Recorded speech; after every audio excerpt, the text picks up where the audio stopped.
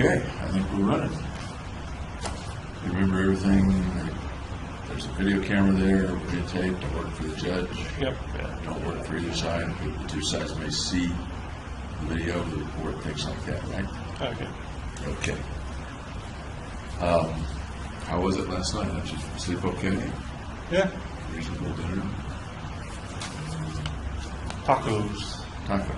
Yeah. Is there a regular menu rotation so you can kind of... No, they don't give us a menu, and it's usually different.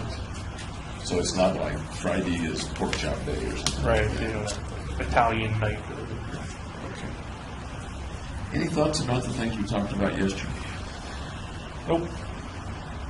Things that I may have missed or misunderstood that you wanted to add about yesterday? No. Today, I suspect that we will work long enough so that we don't take a lunch break. Okay. It's not going to go 6 or 7 hours the way Dr. Greer did, but I suspect we'll go for 3 hours or so.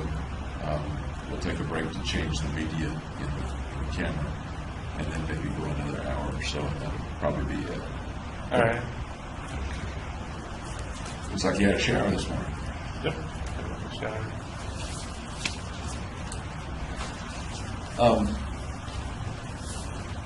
I'd like to go over some things that I've kind of marked in the notes of our previous talk at Cynthia and a couple of other things that kind of jump around a little bit. Let's see what I have here.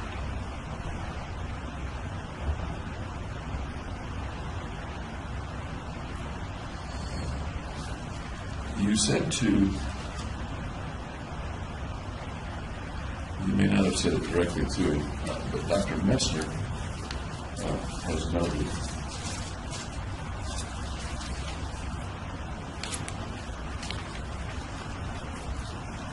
some things about what you described as trying to physically and mentally differentiate yourself from your normal self. Does that ring a bell at all? I think when he asked about the photos, I said I was trying to differentiate myself from them. Okay, the dyed hair, that makes sense based on what I have here.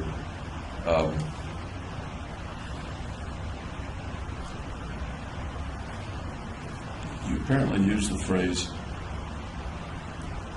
that you were making sure that you were distinct, quote, from my crazy self. Can you tell me what the context of that is in terms of the photos and the dyed hair?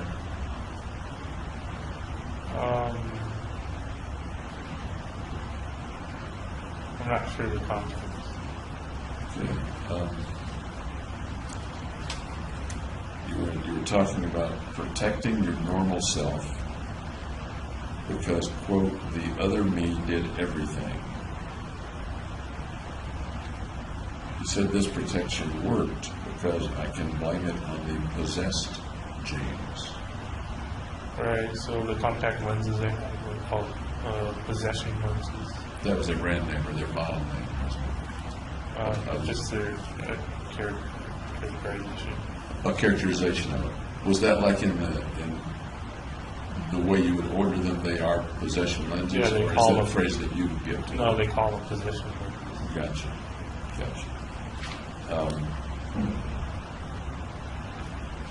How about the phrase, I can blame it? I think we're referring to the killings. I can blame it on the possessed James. Right, so I can kind of transfer the blame to this kind of crazy self of me. Okay. And I think you're referring to the way that you were thinking before the event, around the time you were creating a notebook and things like that. Is that your understanding too? Yeah, that's the setting.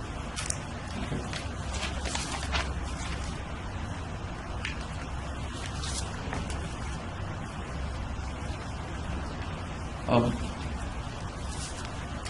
You haven't used the word very much with me, but you did with Dr. Messner, I think. No, you did with Gargi in some texts. The word evil. Where does Right, it I said it wasn't inherently evil.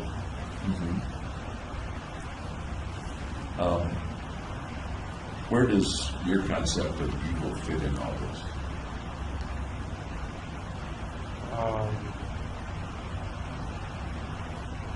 Well, killing people is considered evil. Considered evil by Everyone. everyone, to include you, or not?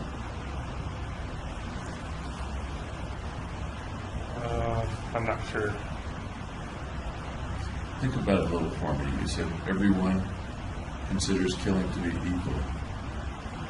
Right, sometimes it's a necessity, like in war. Right. But I think we're referring to killings such as you were thinking about with Gargi, or such as you did. Are you part of the everyone that considers it evil? No, I don't think so. If everyone considers them evil, is there a reason that they shouldn't consider your act evil, even though you say that you don't consider it evil? That's not a very clear question. How much weight should we give to your simply saying, I don't think it was evil? That's up to the person to decide. I'm sorry? That's up to the person to decide. Up to the person who's saying? Who's saying that? Okay. Meaning it's up to you to decide whether it's evil or not. Oh, it's up to whoever's trying to figure it out. Okay. One of the things that you said to Gargi in the interaction, I think it was back in March, late March of 2012, was that what you feel like doing is evil. That is the acts. What I feel like doing is evil, so can't do that. And you were referring to, in your words, kill people, of course. At that time, at least what you said to Gargi was what you were contemplating doing was evil. It's considered evil by society. Well, you said to her that it's not just considered evil, you said it is evil. And I'm wondering, there are a lot of reasons that you might have said that to her. Is that the way you felt about it when you said it, as far as you can remember? I guess so. And it was a long time ago, and it was in a particular context, I understand that. Okay.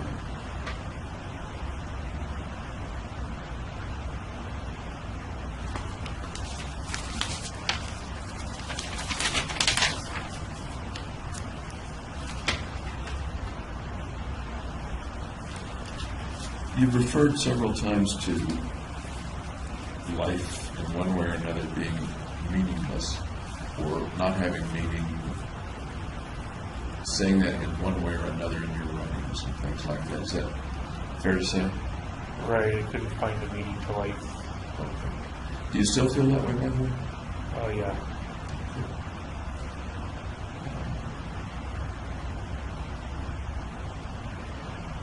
When you were texting to Gargi, you said, if there's a meaning to life, and you take that away from other people, you have prevented their purpose.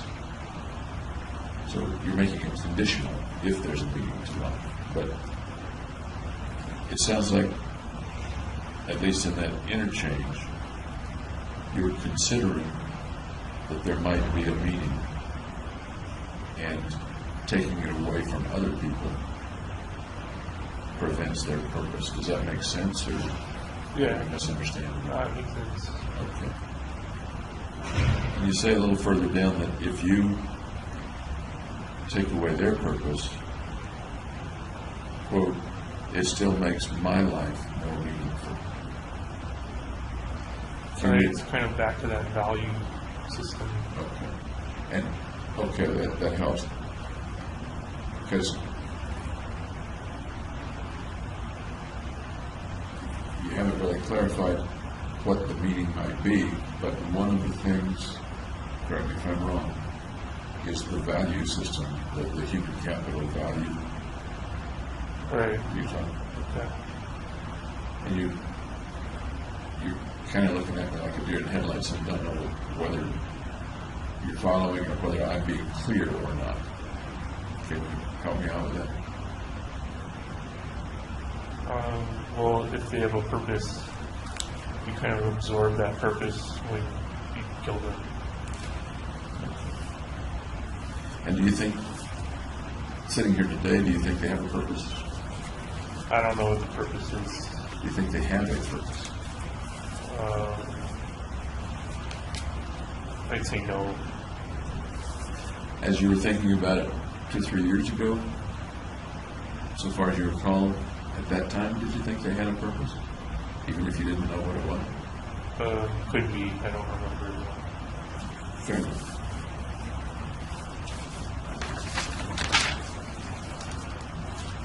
By the way, may I take your pulse once more? Okay.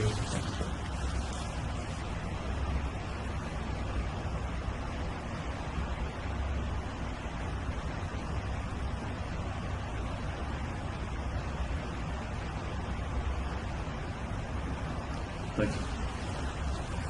Oh, I'm sorry, I keep kicking you. That's the second time we've done that.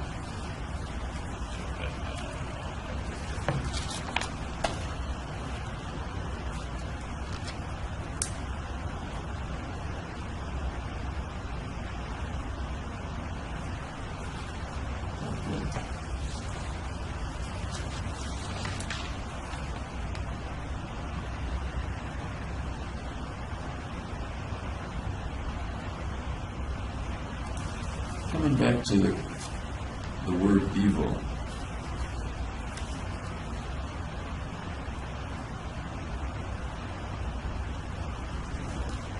you referred at least once with Dr. Metzner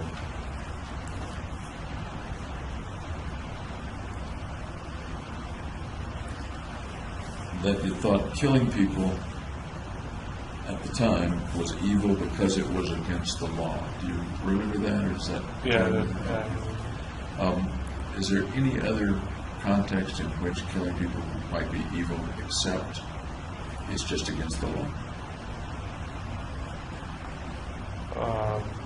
The other person doesn't want to die. And what would that have to do with it being evil? If you're going against somebody's wishes. I can think of situations where one might go against somebody else's wishes and it wouldn't be evil. Right. It's I don't on a want case to by case. work, but my boss forces me to go to work. Go ahead. It's on a case by case basis.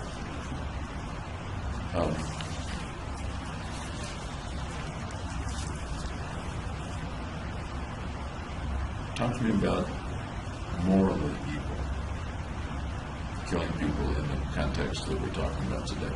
Talk to me about morally evil. What's there to talk about? What comes to mind? Something that's against the law. And if you do it, then it's morally evil. I'm sorry?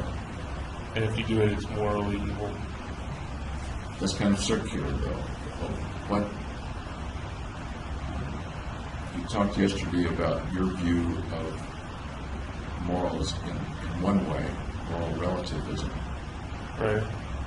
Is what's moral is what you think is moral, and what's immoral is what you think is immoral. Am I paraphrasing that? Pretty much. So. Okay.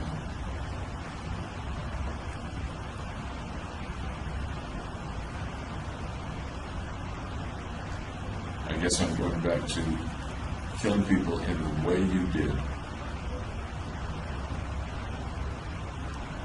Can you talk to me about it in a context of evil, or does that simply not apply? No, because it wasn't malicious.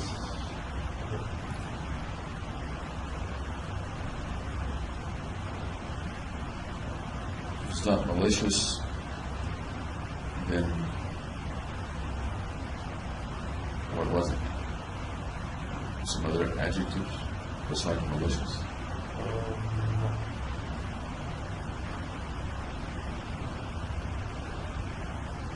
I don't know. I think you used the word necessary at some point. Does Yeah, that- to complete the mission, yeah. It wasn't malicious, was it benign? No, it was still harmful. Harmful? Okay.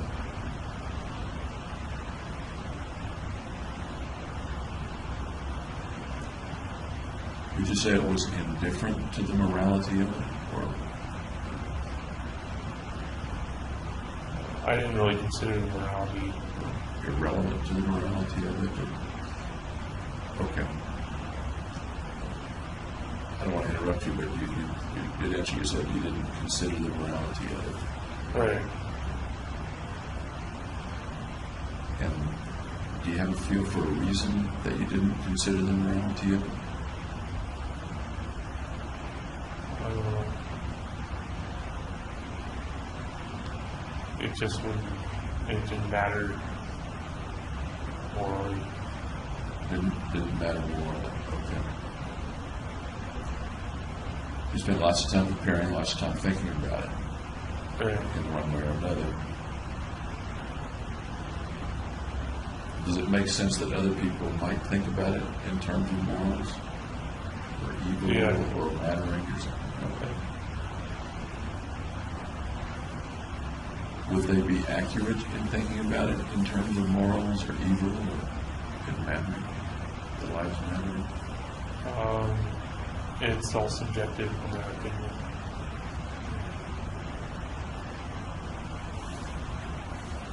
But from your viewpoint, it was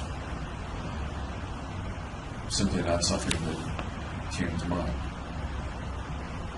Right. Yeah. Okay.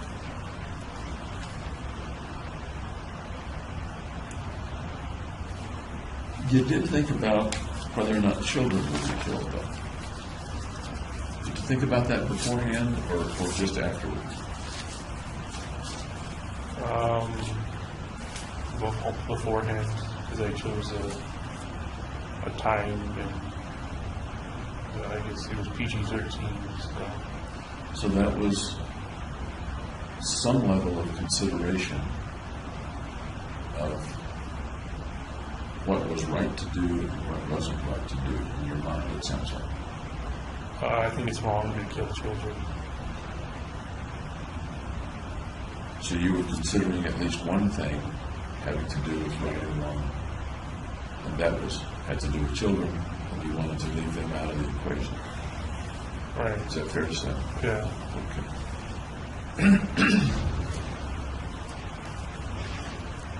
I may have asked you this some time ago. If you kill children, do you still get a point for that death? Yeah, because their lives are valuable too. Do you get any more for killing a child because of perhaps the increased potential or something like that? Not by the system I made. Okay. But you get the credit, if you will, for killing them. But they're the only group of people that you've mentioned so far anyway, for which, in the balance of whether I get the point and whether they matter enough for you not to want to kill them. Is that fair to say? Right, yeah. Is there any other group of folks that, in some way or other, matters, maybe with regard to right and wrong or the moral thought, matters enough that you would not or do not want to kill them to get their point? No, not really. Any particular cutoff for when the child becomes grown up enough to kill? I can say 12. Well, okay. Were you thinking like that, do you think, 2.5 years ago, or is that something that you kind of thinking about right now? It was kind of after the fact.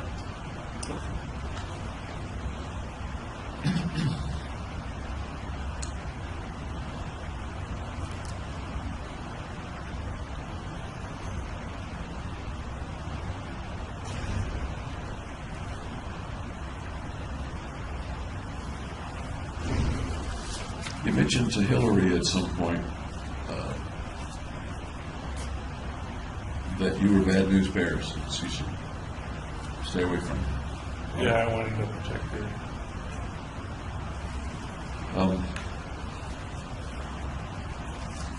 I know it's sort of an off-the-cuff phrase, but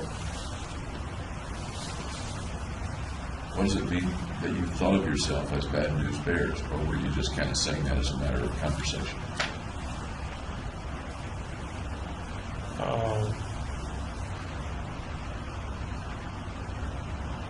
It doesn't really mean anything. I think it was a movie or something. Sure. I guess what I'm getting at is, did you think of yourself as bad? I thought other people would view me as bad. Did you think of yourself as bad? No. As I say, it sounds kind of like an off-the-cuff remark and not a deep philosophical thought. Right.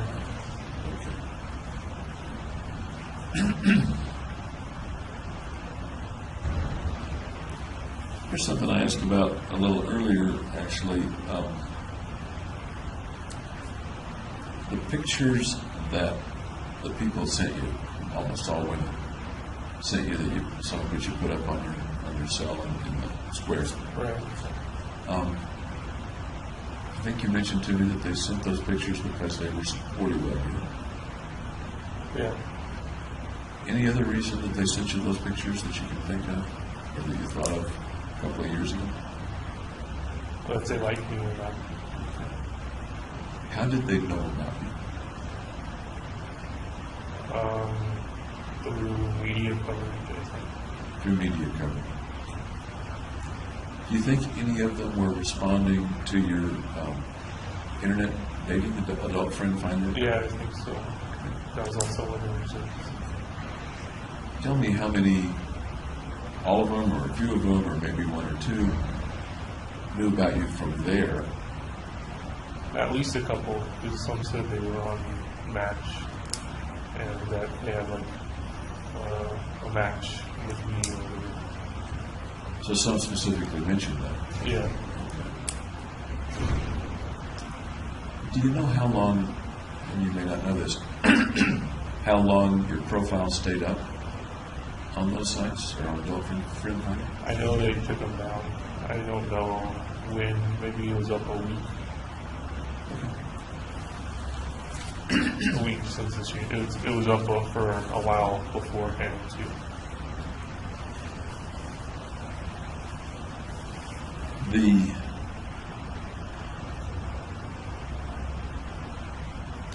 one that was up beforehand, it would have been an email sent to you, sent to your mailbox at the service, rather than something posted to the jail. Does that make sense? Yeah, I don't remember getting any email. How many of those services did you try, or did you join? Match.com and Adult Friend Finder. There was an indication that you canceled your subscription, but it may not have been to Adult Friend Finder. You canceled at least one of your internet subscriptions that had to do with women. Do you remember that? Yeah, I think it was XXXmatch.com. Okay. So that was another kind of match deal that was a little more. Another dating site. Yeah. Was it a little more sexually oriented? The XXX in it, or? Yeah, I think so. Did you get any responses from that? XXXmatch.com?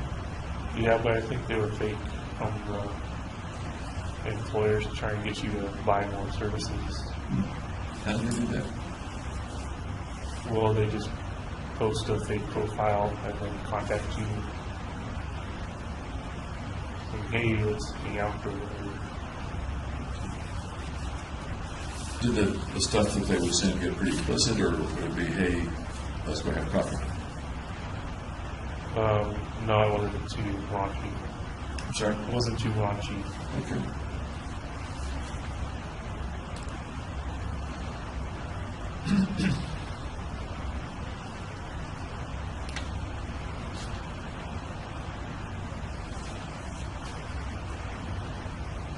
You said to Dr. Messner at some point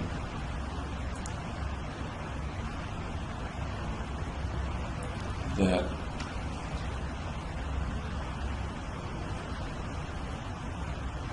one of the things you couldn't talk to Dr. Fenton about was that you were buying weapons and that you thought you were crazy because killing people is crazy. Do you remember that general? Yeah. And that I wanted to be locked up. Right, and part of me didn't want to do that mission. I think we talked about that a fair amount, about what part of you wanted to be stopped or controlled or locked up, and what part of you didn't. Right, yeah.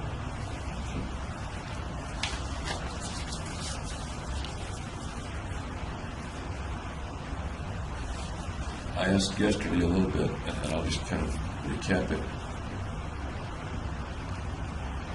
We generally describe those as two parts of the same person, kind of wrestling inside, and not as two separate people. Right, it was still one me.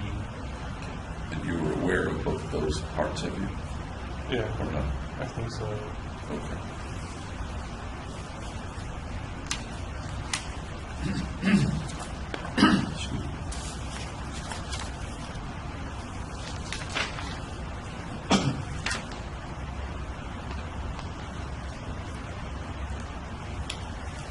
We've talked a fair amount about your thoughts that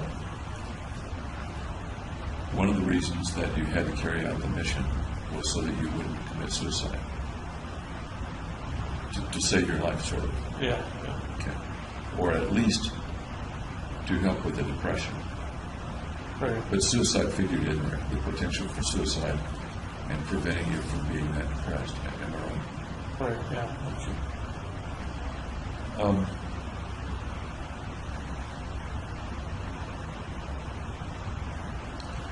Tell me about the concept of trading other people's lives for yours.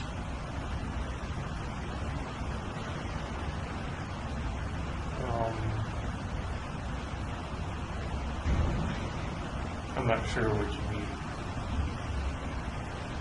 In order for you, according to what you said, in order for you to have a likelihood of not committing suicide, Right. then you were willing to kill multiple other people to get that chance. That's what I mean by trading other people's lives for yours. Yeah, it's part of what I did. I'm sorry? It's part of what I did.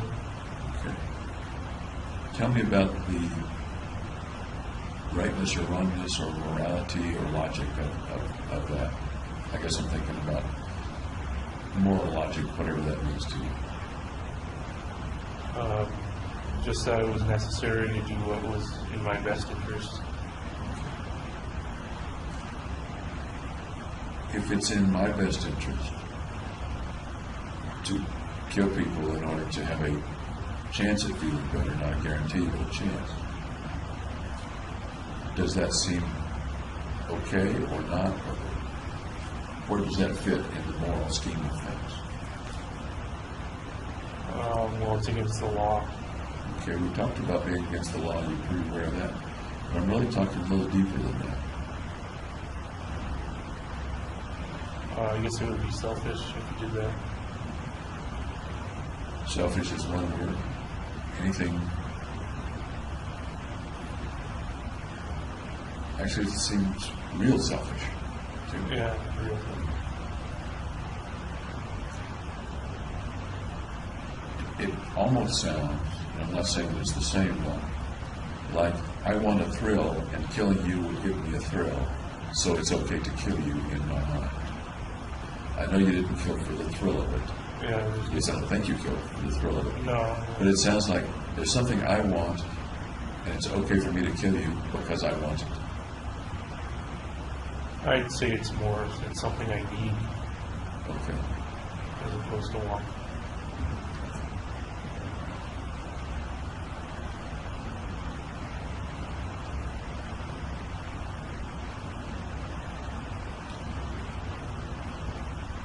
Prior to the killings, you've not given me any indication that prior to the killings, you ever considered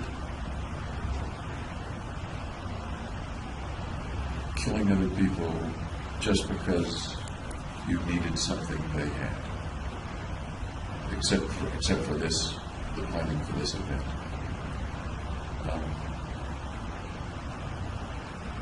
You've not struck me as that selfish, except in this instance.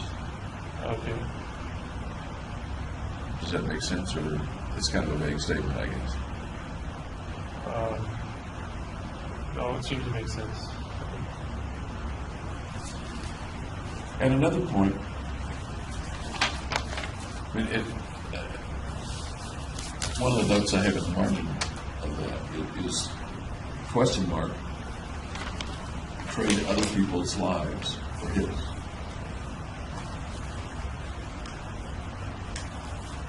At the time, did that sound like a reasonable trade? Yes. Does it still sound like a reasonable trade? Yeah. And take that a step further, if I may. You've indicated to various folks that you thought there was a maybe 50-50 chance that killing the other people, would make you feel better, would alleviate your depression. Maybe a 50-50 chance. Did you feel like it was, or is it okay to kill other people for a 50-50 chance at feeling better? There's no other options. What other options might there have been? If therapy worked. I'm sorry? If therapy worked. Okay. Was the therapy working? No. You said several times that you did feel less anxious. It wasn't working in regards to the depression. How many times had you gone to the psychiatrist about it?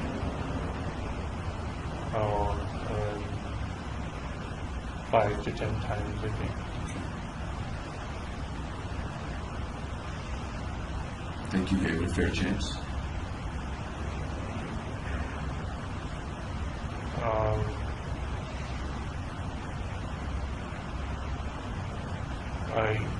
There was kind of a misunderstanding that they didn't know I was depressed, but I thought they knew I was depressed. Did you tell them that you were depressed? No, what happened was I got the sertraline and I looked it up online and saw that it was for depression. So I thought they were treating me for depression. To be fair, you weren't telling them everything. Yeah, I held back. Yeah. Most of the stuff.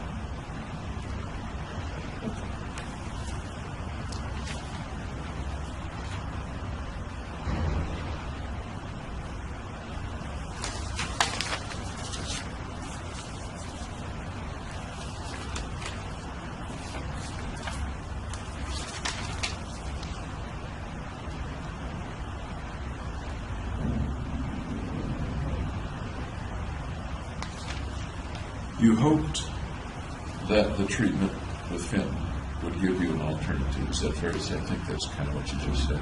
Yeah.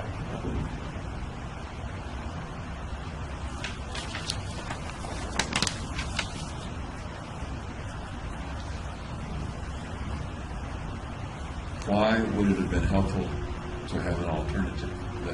Here's what I'm thinking as I ask that. if there's not much that's morally wrong with killing other people for this purpose, to make yourself feel better, or to bring yourself more value,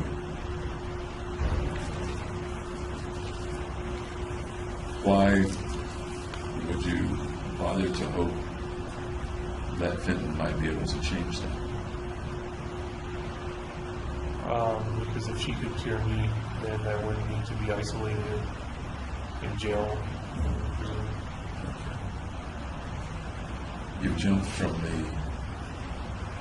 need or wish to kill people to isolation in jail.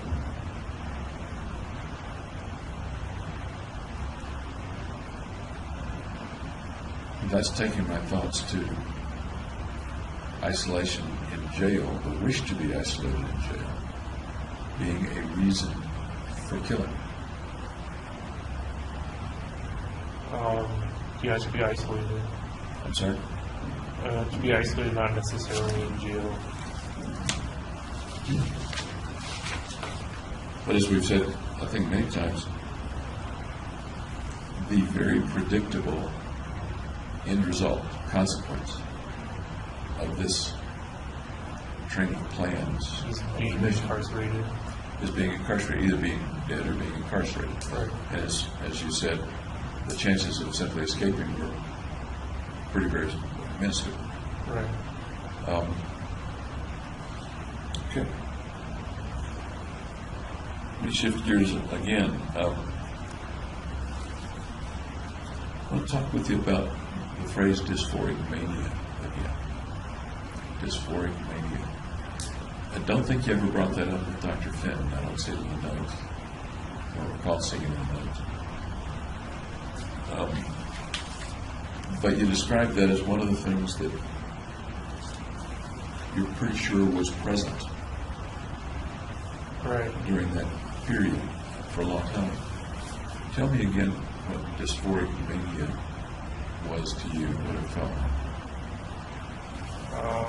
Well, that goes back to the feelings of hyperspeed and invincibility.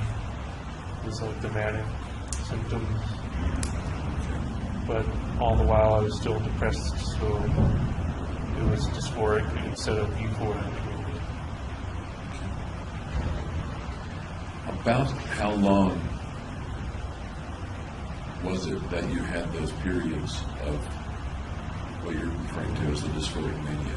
I understand they came and went. Sometimes, I think you said 2, 3, 4 times a week. Do I remember that right? It sounds right. Over what period of time did you have those episodes? I think until I started the antidepressants or anxiolytic, and then it was only depression and not mania anymore. Let me see if I understand you right. It started with the prescribing of the antidepressants and the anxiolytic? No, it ended. Ended with it. Okay, so that's about where it ended. And roughly when did it start?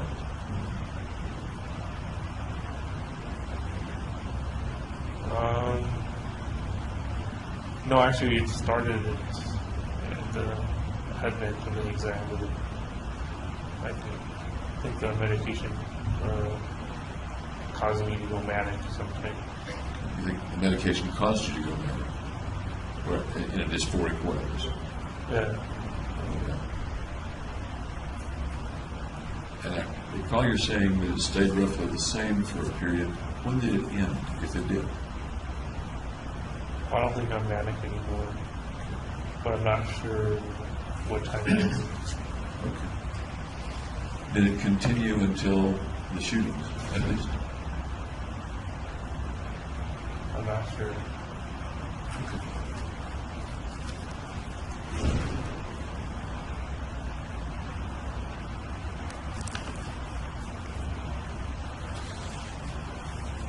Any questions about the stuff we just talked about? Any expansion of that? No.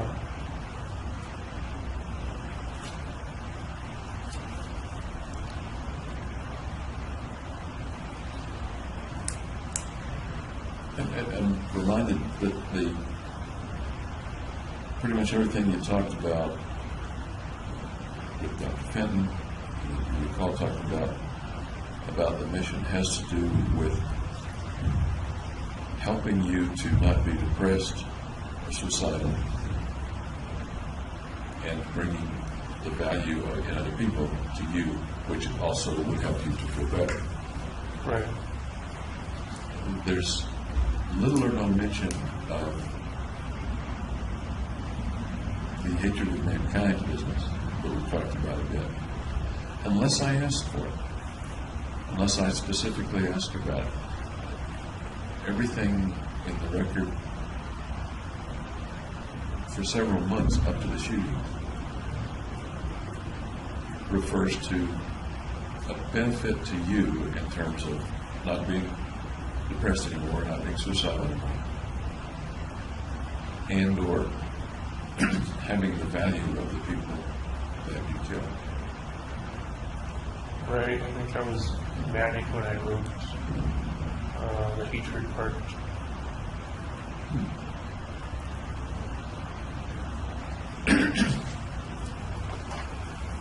And you have talked to several people about the hatred part at other times in your life. That's what you're talking about when you wrote the hatred part in your notebook. No, I didn't generally share it. I think I said it to Ben once. Okay. I think you're right.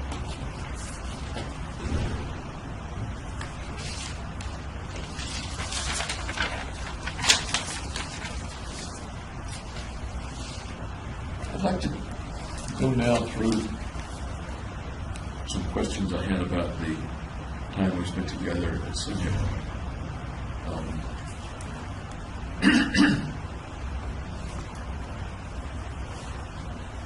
And again, it'll skip around quite a lot.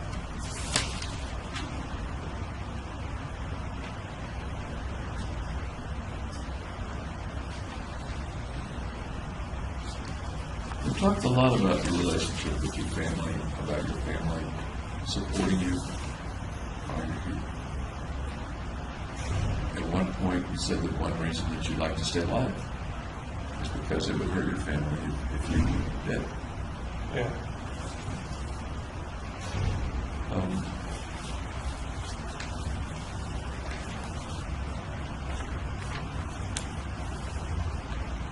Are there times when you get kind of emotional thinking about your family?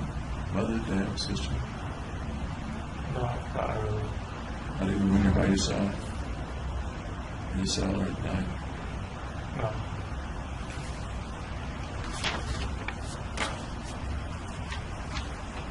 I think you mentioned that occasionally you get a tear in your eye. I've not seen you come close to tears. It's not always unusual, but we've talked about some very emotional subjects sometimes. Maybe I think closer to the incident, I was more emotional. About the incident or about other things? No, not about the incident.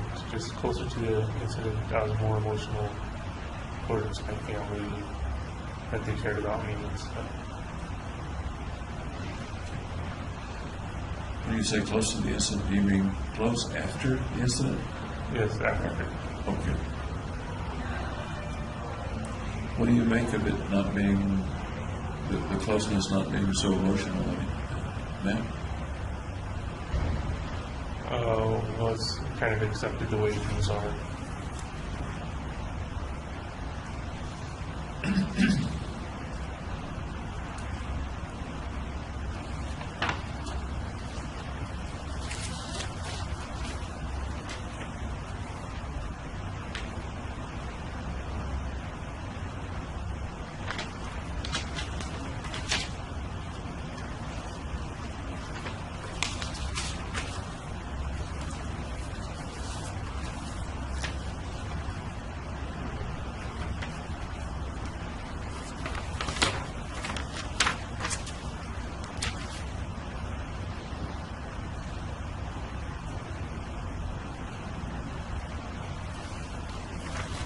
I think I asked you yesterday how much you look forward to hearing from your folks, your mom and your dad?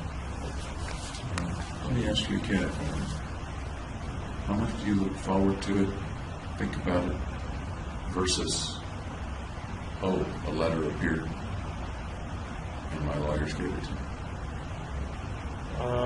No, I'm happy when they send me letters. Do you think about their sending you letters before you get the letter? That is, look forward to it. Yeah.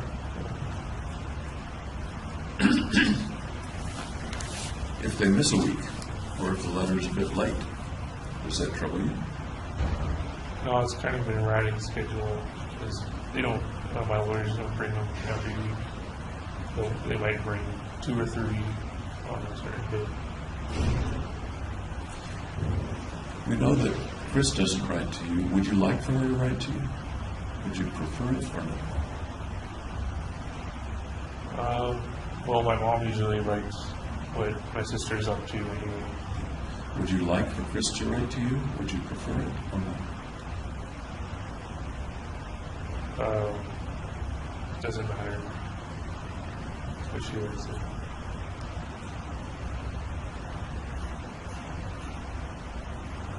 That sort of sounds like she doesn't matter.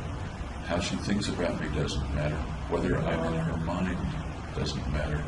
Whether I'm in her thoughts doesn't matter. Is that close or not close? Not close.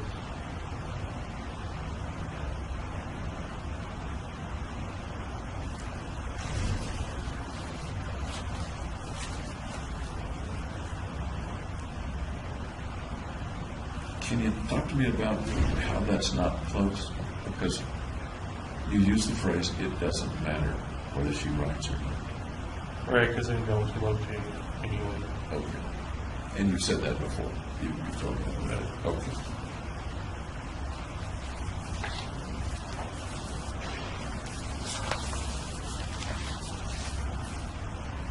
If I know someone loves me, whether they write to me or not, I still might like to hear from them, prefer to hear from them versus not hear from them. Right, if I had a choice, I would want to hear from her. With the choice you want. Okay.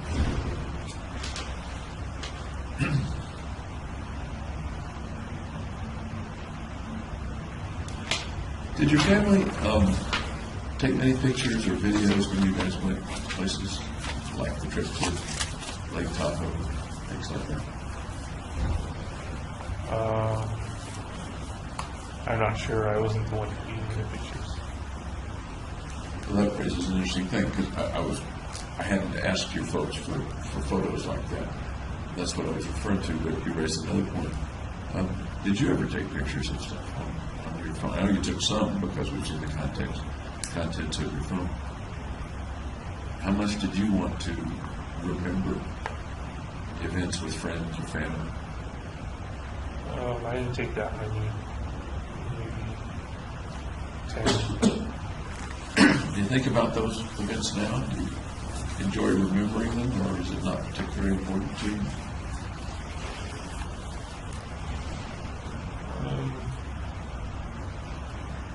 I don't know. Think about it. Do you think about those times? Are they important to you or not important to you at this point? I'm talking about family vacations. Good times with family, good times with friends. Yeah. The pictures aren't important. It's what they represent was important. Do you think about what they represent very much? The good times with family, good times with friends? It's a fond memory. How much do those memories come up in your mind? Maybe once a day. And when they come up, how do they feel? How do you feel? Reminiscent. Can you expand on that a little? What do you mean? How do you feel when those fond memories come up? That those were happy times in my life. How else does it make you feel that those were happy times? It also also makes me remorseful that I won't have new fond memories either. So you anticipate not having, I think you said, any new fond memory? Oh, yes.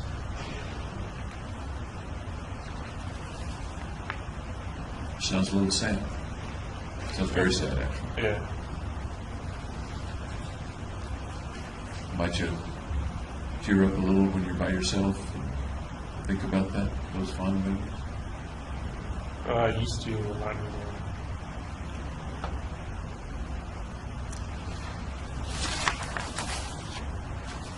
You mentioned the medication that you were prescribed, the anxiety medication.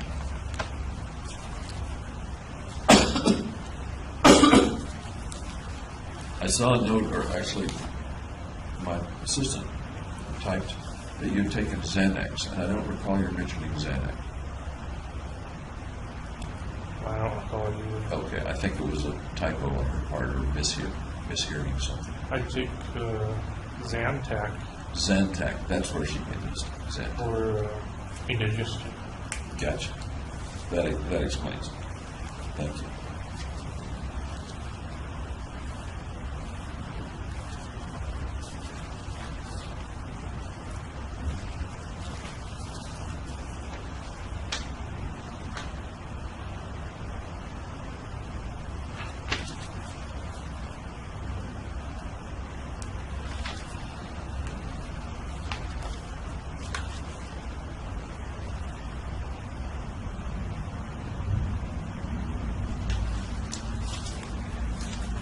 We talked a little bit at one point about the reason or reasons that you stopped shooting and left the theater. Can you reiterate for me a bit, why did you stop? I felt I'd shot enough people. And the other was the weapon jamming. Those are the two things that I recall as well. The weapon jamming, and you couldn't unjam it easily. Right. And you felt that you'd shot enough people. Although you still had a handgun and many rounds Right. with you. Did you feel that you were in danger? No. Okay. So that wasn't part of the reason that you left at that time? No. Do you remember how you left, the process that you went through when you said, in one way or another, I'm going to leave now? What happened? I just walked out the emergency exit door.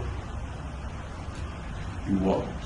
Yeah. At some point, you were up the aisle toward the entrance Right. under one of the lines. That's where I walked from. Okay, so it's a fairly long walk.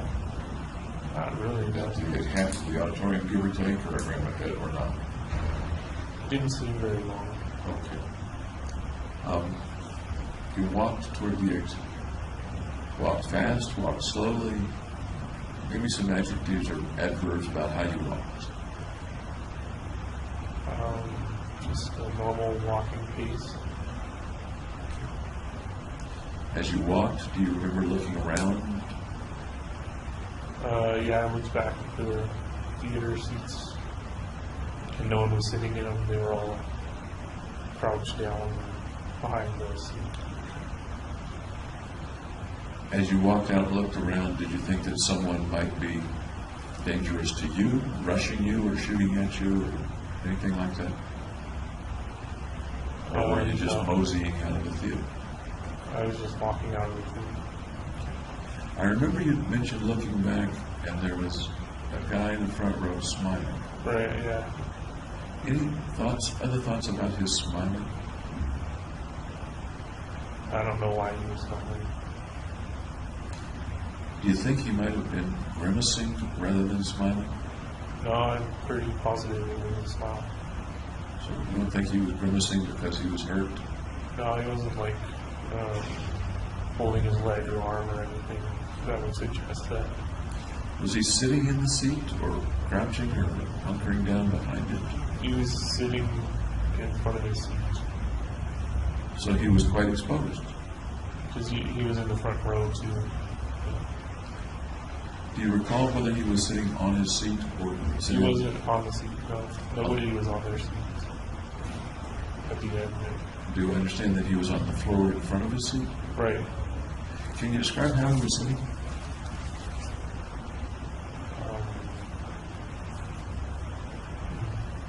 Just with his legs to the side, kind of leaning against the seat. What makes you think that he wasn't wounded? He wasn't, didn't look like he was in pain at all. But he was pretty exposed. Right? Yeah. Did you think about shooting him? No. What do you make of that? That it probably would have been really personal to shoot a person who's smiling at you. So from the time you started walking, did you fire at all on your way out? Did you have your handgun out, or? I had the assault rifle and I was trying to put a magazine in. Was the handgun in your hand as you walked to your window? No, it was in my belt. In your belt?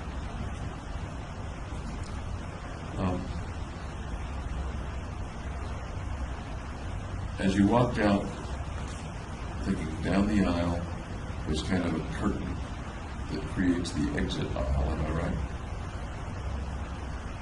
I'm not sure what you mean. As you go behind the screen, I never went behind the screen.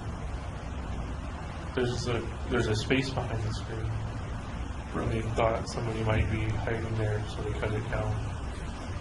okay, but the door, the exit door, is in the same plane as the screen or behind the plane of the screen? Behind a bit. Okay, and that's kind of what I meant. Is there some sort of... There wasn't like an obstacle in the way. Okay. Did you see anybody in front of you as you walked out? No.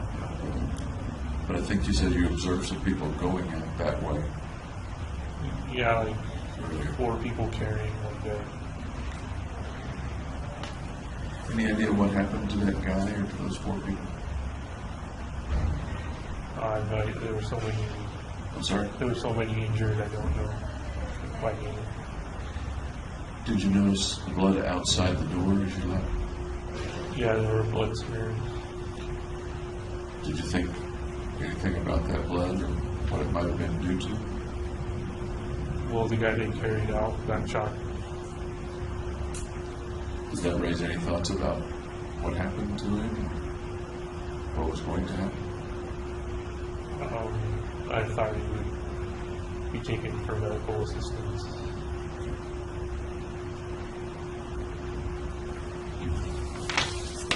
And when you got outside,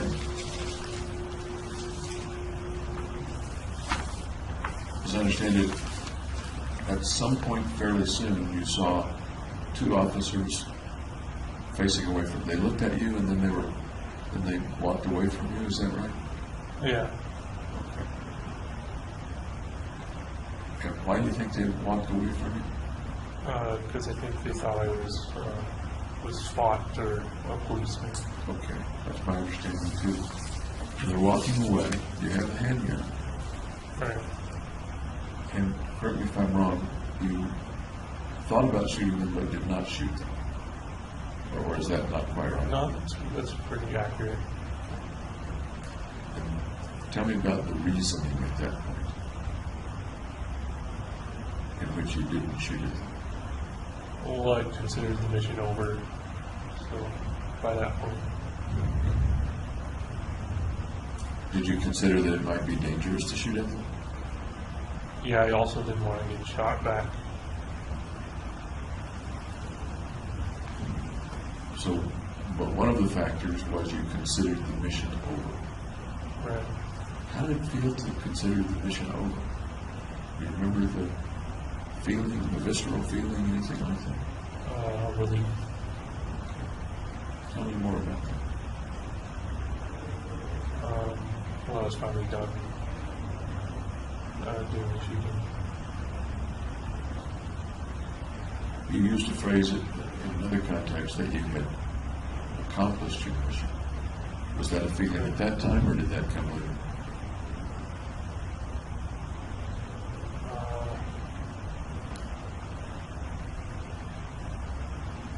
I'm not sure.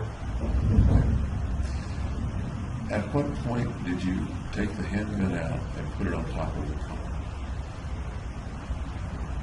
Once I saw the backs, the two police officers. Okay. Just to clarify my own thoughts and not overthink something. You took the handgun out, put it on top of the car. Was there a point at which you thought about shooting them and decided not to? Or did you never, as far as you recall, think about shooting them?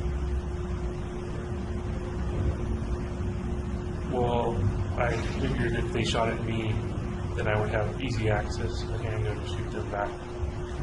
But otherwise, I didn't think about shooting them. Okay.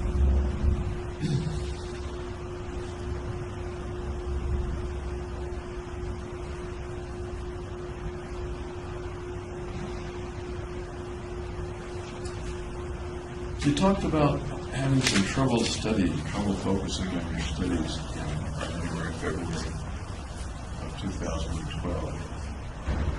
And when we talked, you attributed that to being depressed.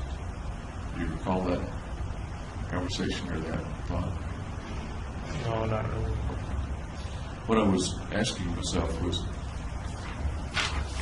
might your difficulty focusing on the studies in January, February have had to do with your mononucleosis? It could have. I was pretty sick. How long were you pretty sick with it? 2-3 months. 3 months. And over that 2 or 3 months, that would be January, February, March, or December, January. December, January, February. When you say pretty sick, can you describe again for me how you were sick? Fatigued, and coughing, and having a sore throat. Were there very many days when you couldn't go or didn't go to class in Orlando? No, I still went to every class and we left. Every class and every lab.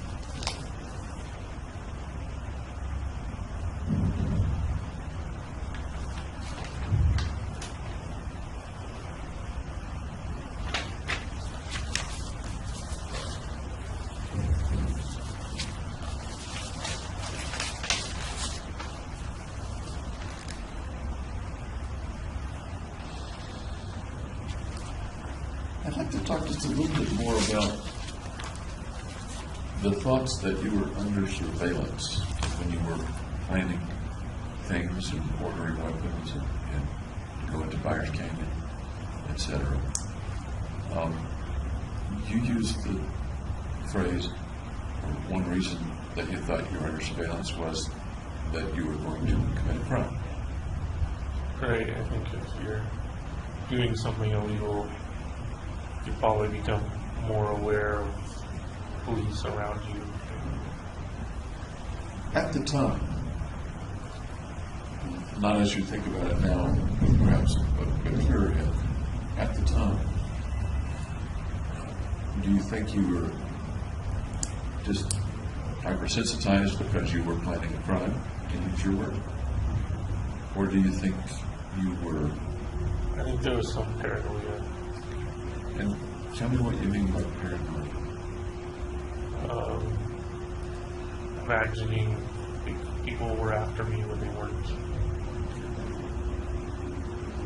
Imagining means to me sort of a thought about something. somewhere out on maybe the same spectrum, there's the deep, true belief that they're after you or watching you.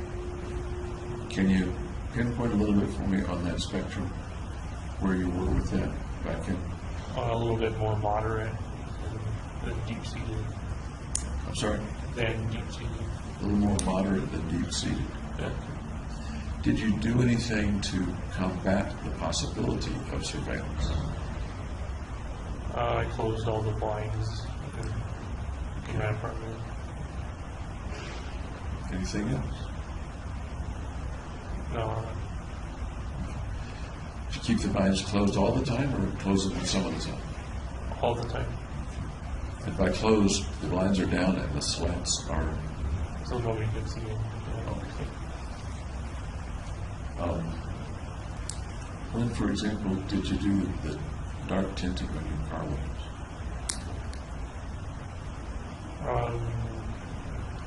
Well, I bought the stuff before I bought the window tinting before I installed it, like a week or so before. And did the idea have to do with preparation for the mission, or did you just like tinted windows? It was in case anybody walked out in back of the theater, so they wouldn't see. So it was specifically about the mission itself, not about what you might have been carrying in the back seat in the weeks before the mission. Right, I didn't install the window tint until like just before the mission. Okay. Any other things that you did that were to combat the idea of surveillance? No. I think you mentioned that in your web searches, your online purchases and things, you used your real name, your real credit card, you didn't use a proxy server. Is that right? Right. You know what I mean by a proxy server? Just another server that kind of would mask the server I was using. Yeah. A way to mask your identity on the web.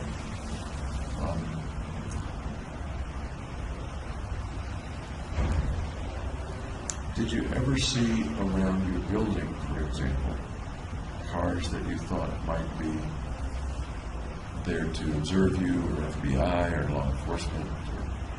I saw law enforcement, but there's a bar like right across the street. In between.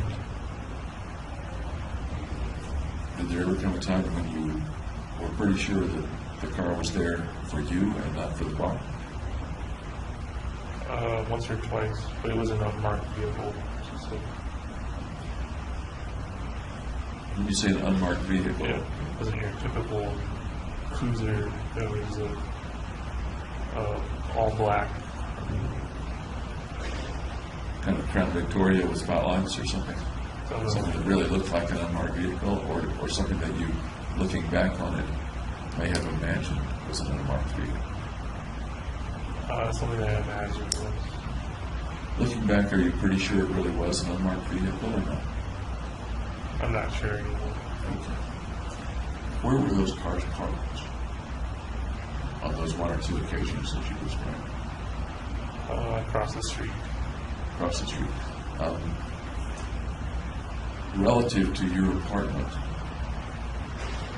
would that be a good place to observe or not, or more logical to think of it as with the bar? Or I think he was trying to get drunk drivers from the bar.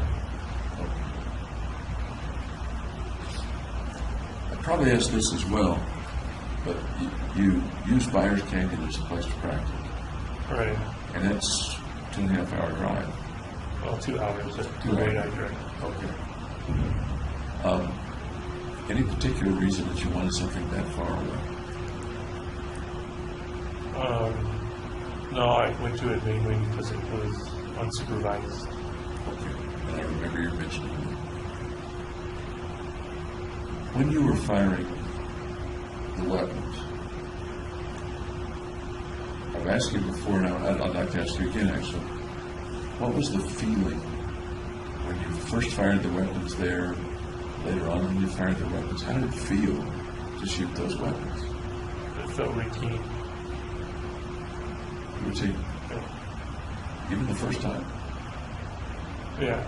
It was a special emotion attached to it.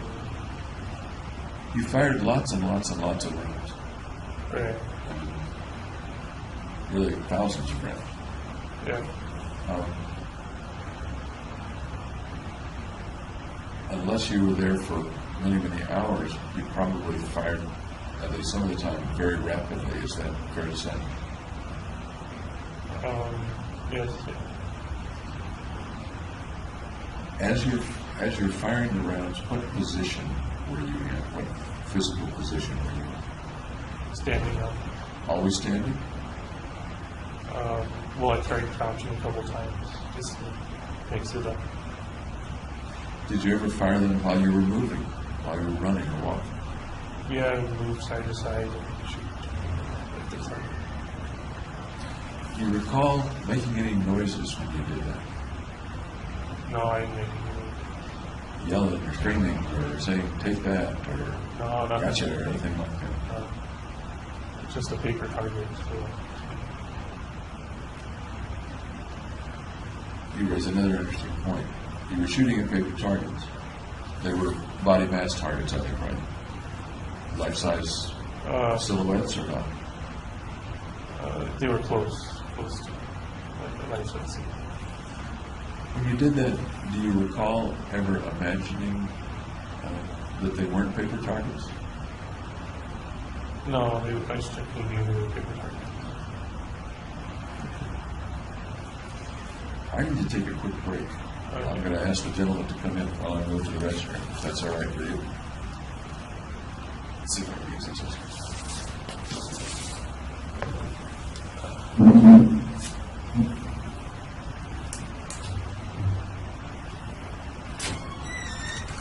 Stop it for just a sec. My coffee's catching up with me, guys. I need to step away.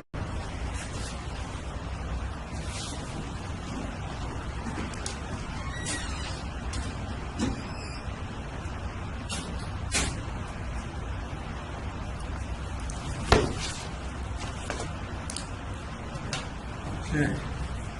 Appreciate that, break. Let me take your pulse once more, minute.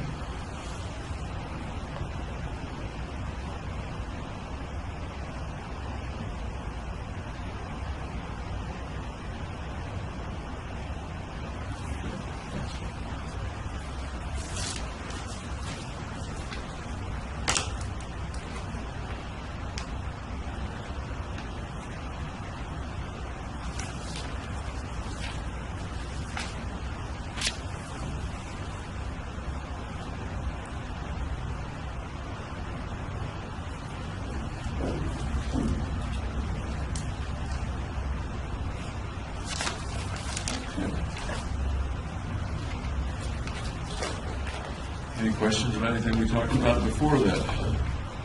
Nope.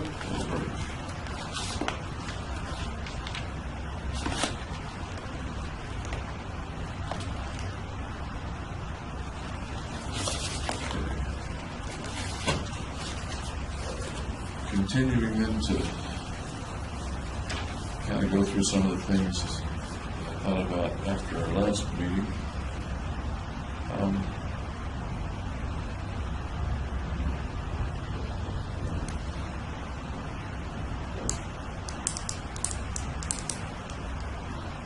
We've talked a bit about reasons, motivations for the shooting, and really for the whole process that happened before the shooting, shooting itself. We talked about the clear expectation that one way or another you would be controlled when the shooting occurred, after the shooting occurred. And the likelihood that you'd be in a situation such as you are right now. We've talked a little less about the idea of being remembered. I remember we looked at some photographs. We talked about your thoughts of posting something with the New York Times. Talk with me about, again, being remembered if you can. Well, that's just what the photographs were for, is to be remembered. Can you talk with me again about how you believe you'll be remembered? There's not so much a for or how reason. It's just, this is the photograph of me, and that is what will be remembered. Going back to July of 2012, I remember you and I looking at the photographs, the various photographs together, and you're talking about what they might mean and how people might interpret them as they remember you, or simply interpret the photographs. What were some of the things that you remember came up in our discussion? That it was devil-like. Okay, one of them was kind of devil-like. Okay. What else? That's the only one I remember. I remember you're talking about being a dangerous person. Right, it kind of portrayed a dangerous quality to it. Tell me about being remembered as dangerous, particularly as you might have thought about it a couple of years ago. Just that this isn't someone you want to mess with.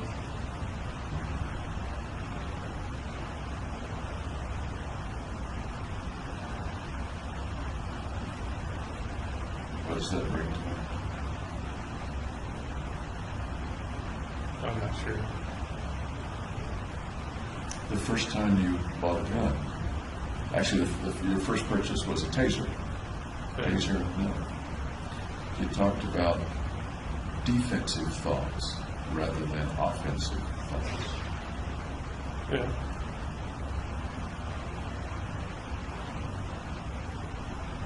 You're in a position, in a situation now that have in another way something to do with not wanting to be messed with. And we talked about fantasies that you might be killed. Right, yeah. But I'm really referring to back in June, July of 2012. What kind of a person doesn't get messed with? Tough guy.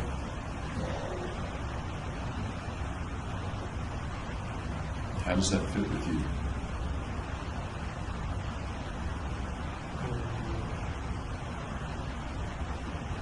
Well, they were kind of frightening pictures. How does that fit with you, Jimmy Holmes?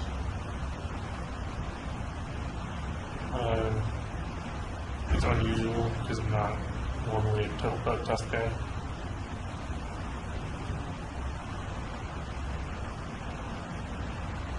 Go ahead.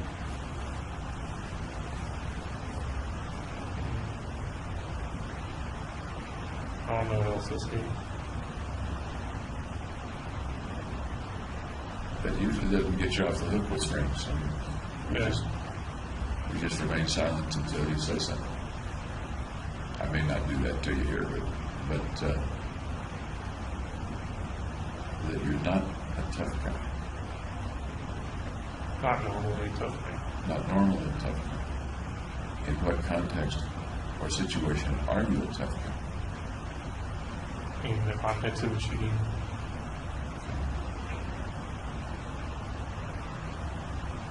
Pretty tough guy during the shooting. Yeah. Talk to me about the tough guy during the shooting. Well, I'm all decked out in body armor and weapons, so it gives off a tough essence. Good. Do you remember it feeling tough? Feeling like a tough guy? No, not really.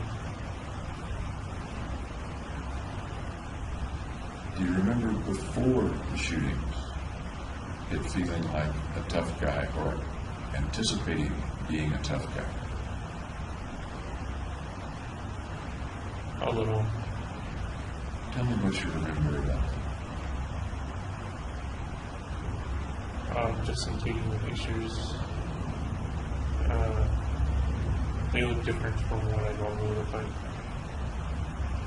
And different in the sense of? Having the hair dyed and the contact position lenses.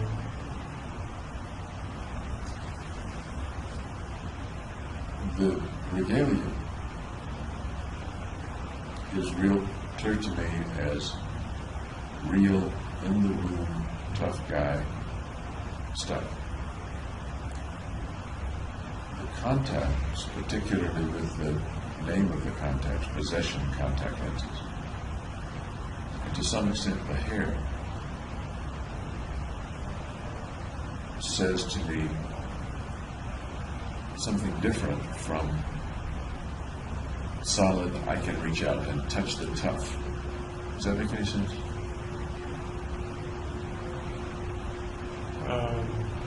A little. What are the possession lenses, or what they represent, or what they felt like, better yet? What they felt like. What does that have to do with tough guy or not tough guy, or with something else?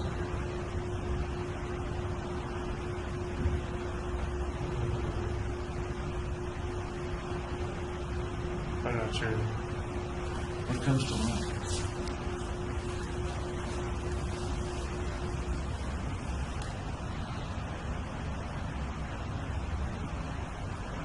Just that it would be frightening to whoever saw it. Did anybody ever see you with the contacts on? No, only through the photos. Only through the phone. And it would be frightening to whoever saw it. Yeah. Frightening in what way?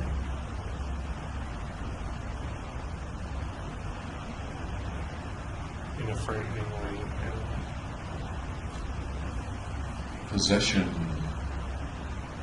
brings to mind, to me anyway, occult, mysterious. The armor, on the other hand, brings to mind physical, tough, can't get through it.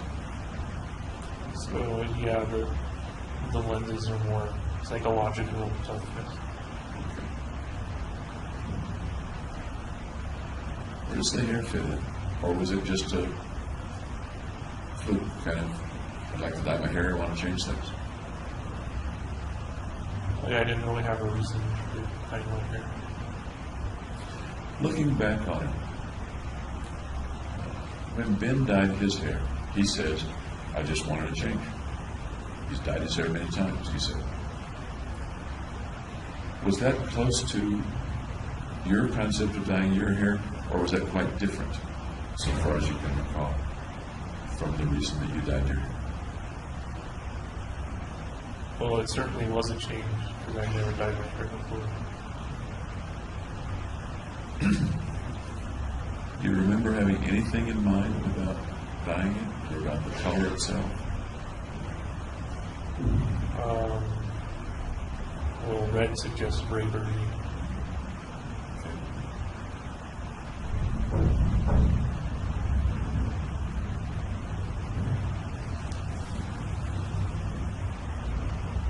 Is the James Holmes of 2010, 2011, early 2012 a brave guy? Yeah. How were you at that time a brave guy?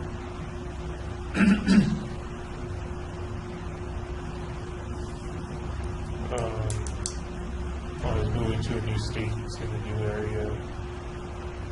I'm sorry. I was moving to a new state, and I was doing new things.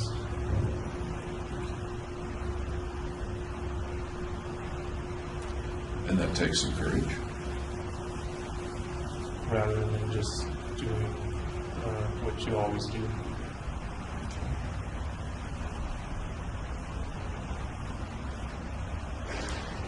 Was the James or the Jimmy Holmes of 2010, 2011, early 2012 a frightened guy, a scared guy?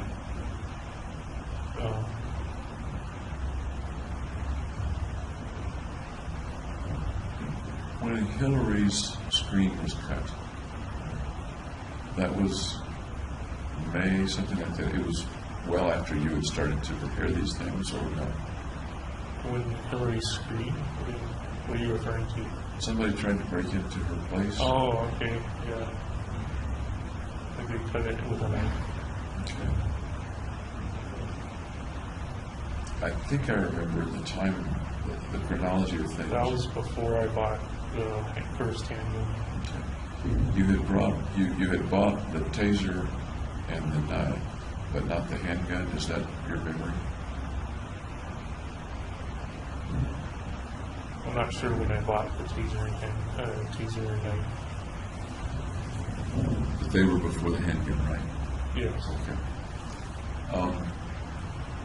Did her being broken into, or attempted breaking, apparently attempted breaking, did that scare you with regard to your safety? It motivated me to be more prepared to set up other things. When that occurred, once again I'm trying to get the timeline straight in my mind, was that around the time you guys, the short period in which you guys dated and hung out together? Or was that before you started hanging out together for a short time?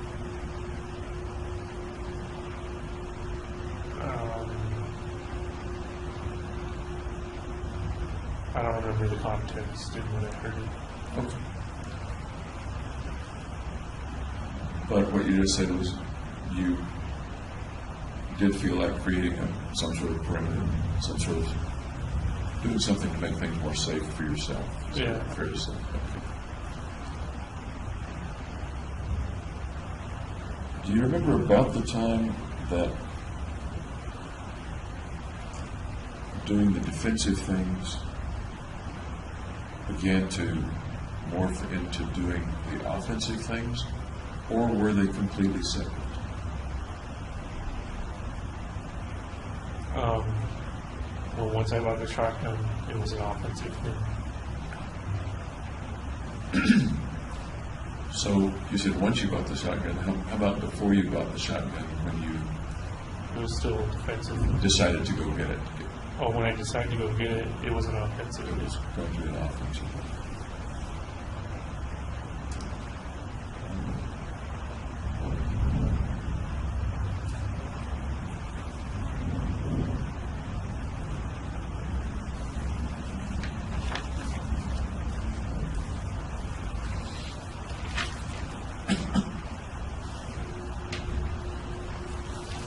We talked a bit at some hip about some of the people in your family that have passed away. Not very many of them, folks. I think both your grandfathers, remember? And grandmothers. Can you talk a little more about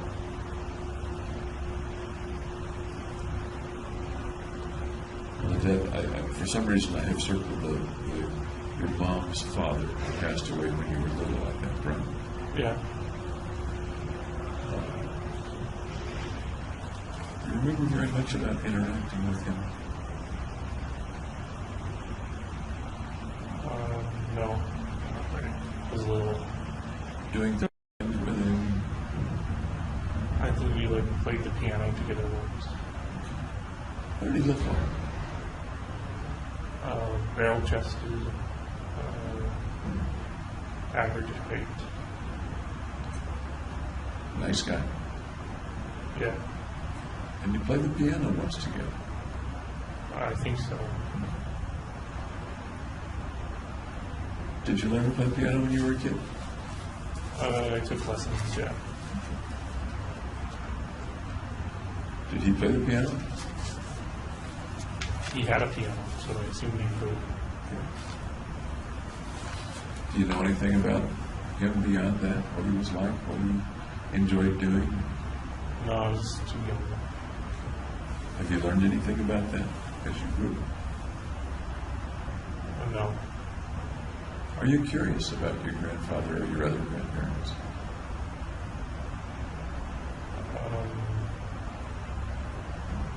Well, they're gone now, so it's not. Are you curious about their lives?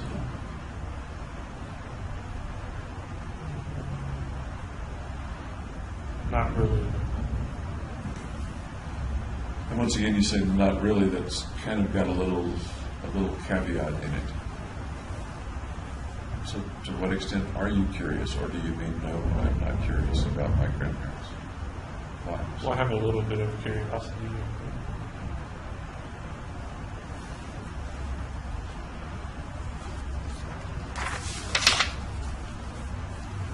Do you have any thoughts about any of them that they may have been, or wondered if they were,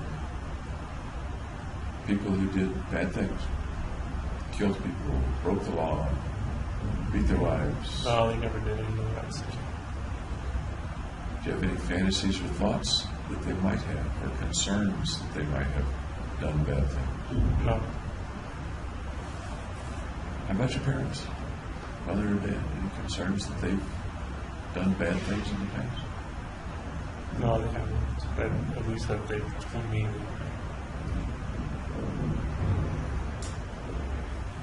You talked a little about your Aunt Betty. I haven't talked with her. Tell me more about Aunt Betty and the way she looks to you, or what you've done with her, or watched her do. Well, we spend Thanksgivings up in Santa Cruz where she lives. And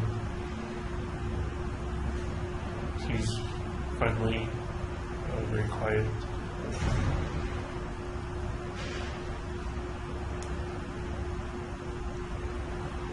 Anything else about Aunt Betty, or things that you may have done or observed about her? Nope. You mentioned that you think she may be schizophrenic, or she is schizophrenic, or something like that. I think I found that out when my parents told me, either when I was in jail or just before. Maybe, well, not just before, but like a year within. Any idea what medications she takes? And I don't know.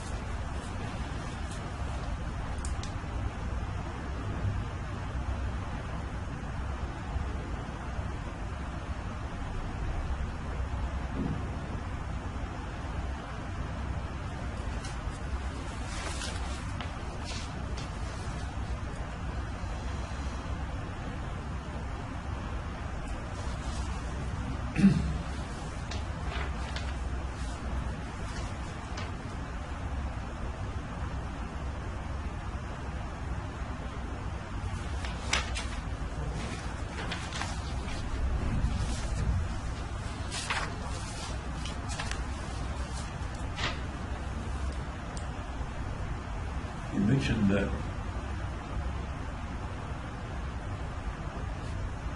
the offensive thoughts about the weapons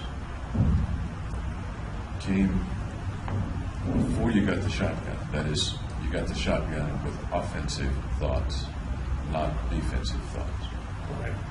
As far as you recall, was it just offensive thoughts, or was it also a defensive weapon? I think it was both. One of the things I asked a few minutes ago was, were the defensive purposes of doing things, safe perimeter, the taser, etc. Did those somehow evolve or develop into an offensive purpose, or were the defensive and offensive separate? I don't think I heard you say whether or not they were separate.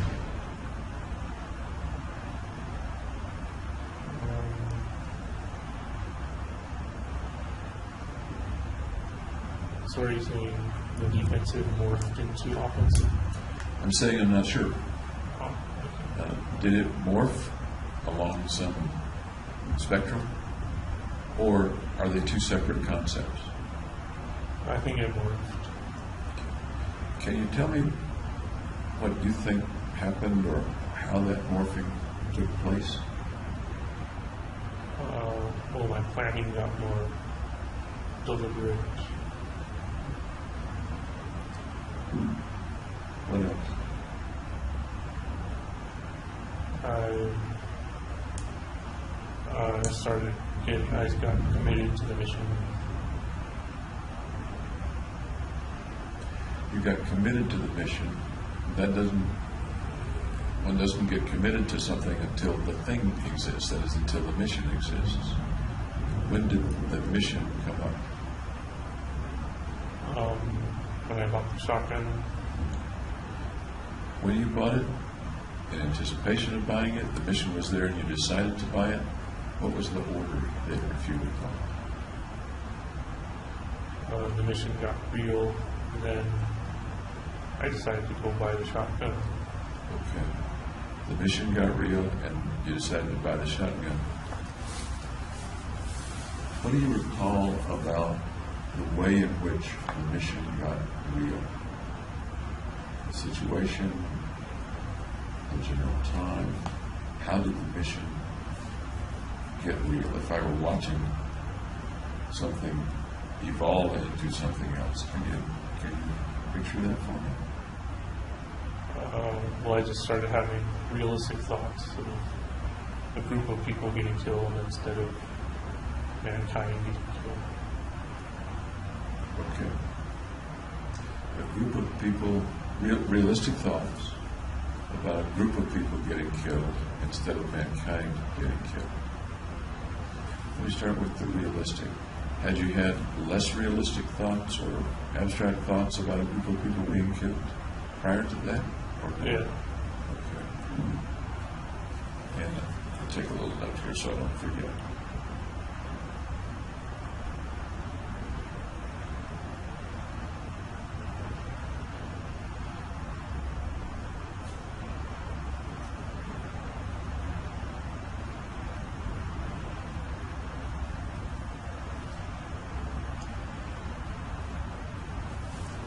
Can you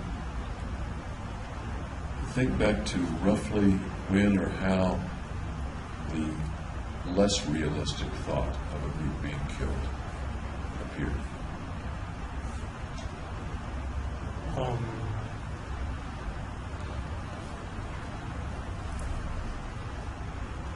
Like early teens. Late teens?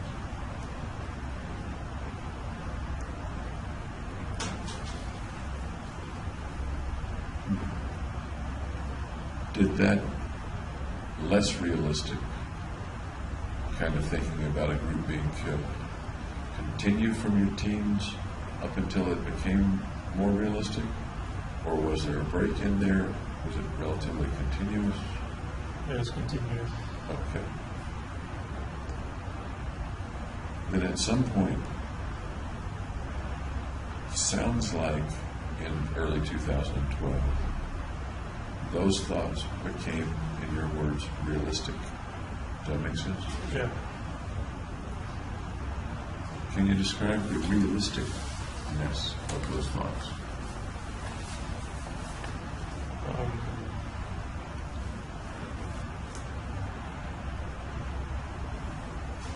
Well, it was a small group instead of like for everybody.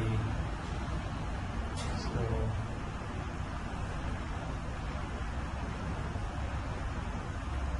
A small group as opposed to annihilation? Is that what you mean? as Or- opposed to, yeah, annihilation of everybody. Okay. At that time, do you recall picturing what that group might have been like in your mind? Where they were, what they looked like, what was happening to them? No, it was just a crowd.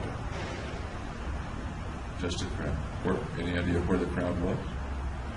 Not at that point, no. What they looked like? What they were doing? No, they were just a crowd. Were they moving around or sitting down? Standing up?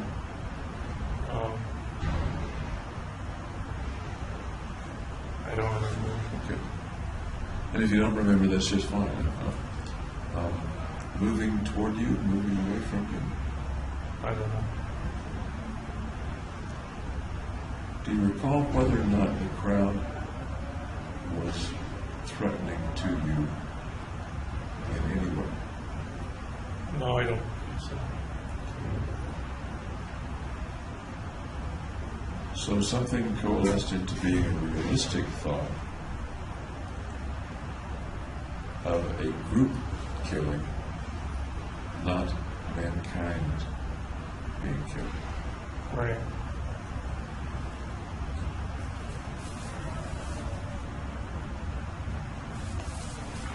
I'm not sure I've asked you this before. Did you ever have relatively concrete thoughts about actually annihilating mankind?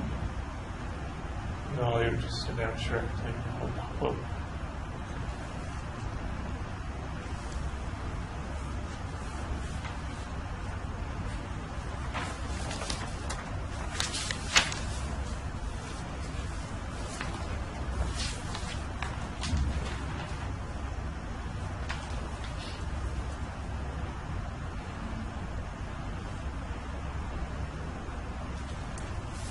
We talked at Sim Hip about the word mission,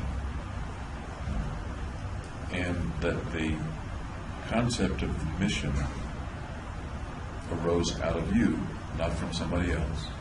yeah, it was internal. Okay. Not from some external voice or thought or suggestion. If I'm Correct, yeah. remembering correctly. Okay. And you said it's like I was obligated to do it, that there was no other alternative.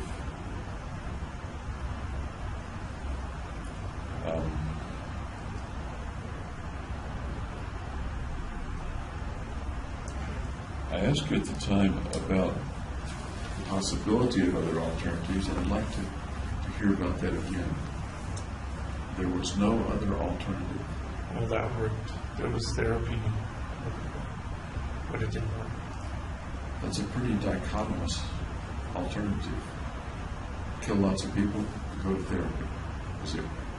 What other things might one try? Not necessarily you, but what other things might one consider in order to? Well, one of the things you talked about is to deal with the depression, your suicide feelings that you believed you had.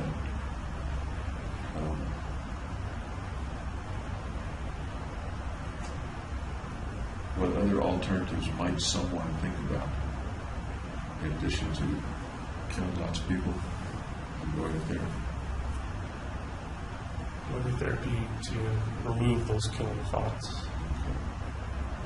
What other alternatives might someone consider? Discussing it with friends. Okay. Anything else? No. Does that seem to you a pretty black and white way of viewing it?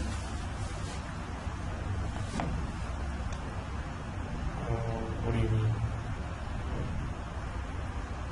If I'm hungry, I guess I could say I have no alternative except to go to the Dairy Queen and get a hamburger.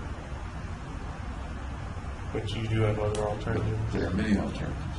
Some of them are close. I can go to Burger King rather than Dairy Queen. Some of them are a little more variety. I can get a hamburger, I can get a candy bar, or I can have a salad.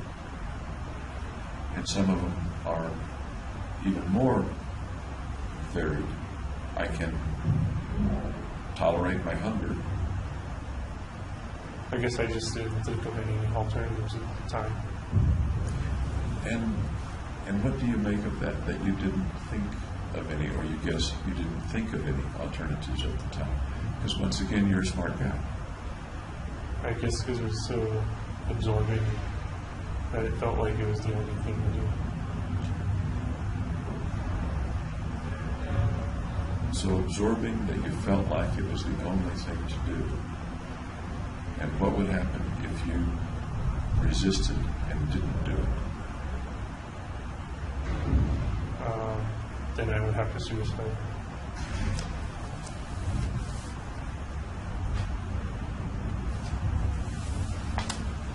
You said several times that that's your interpretation now, that you would have had suicide if you resisted. But you've also said several times that you weren't aware consciously that you were suicidal at that time. What time is this? Before the shooting. I think that's inaccurate. I was aware I was suicidal. Can you, and I want to be accurate, so thanks for correcting.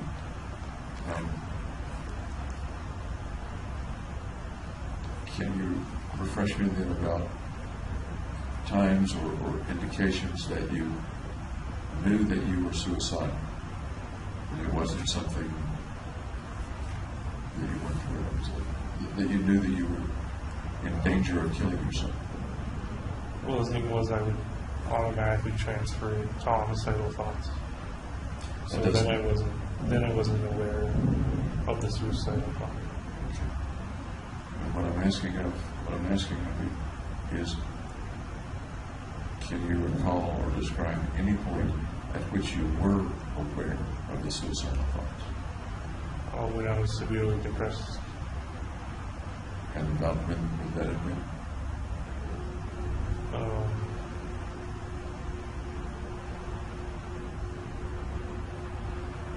I don't remember. Before the shooting or after the shooting? Or before the shooting. Okay.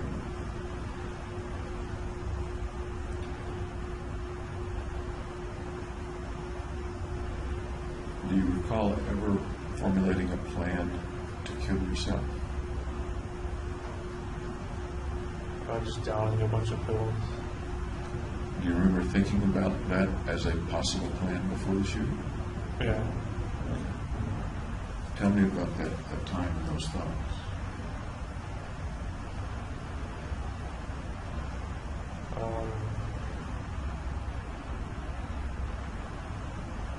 I don't know. But you just brought it up as if you did know. What's the question? Is it tough for you to follow this particular topic?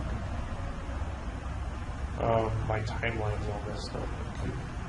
We're not really talking about timeline right now.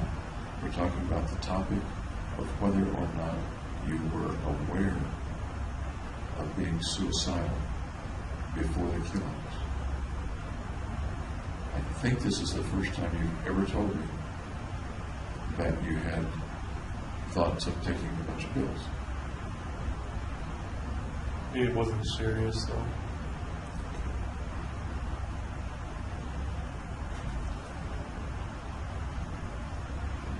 Do you remember the context or how serious or not serious it was at the time?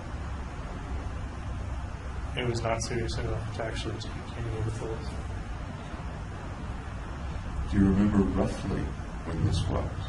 Around the time of the killing, months before, years before? I don't know the timeline. Could it have been years before? Or is that very unlikely? I think that's unlikely. Could it have been within weeks of the killing? Or is that unlikely? I think it's within months. Okay. And I understand that you're estimating, I understand that you're not aware right now of whatever the exact time is. But the real point is whether or not and how much you were aware that part of you wanted to die. Tell me more about any awareness that you had that you or part of you wanted to die prior to the shooting. Well, it goes back to not having a purpose in life. Okay. Go ahead. So I figured if there was no purpose, there was no reason to live.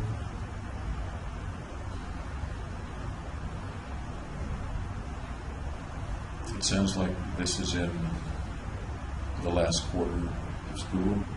I think Give or so, take. yeah.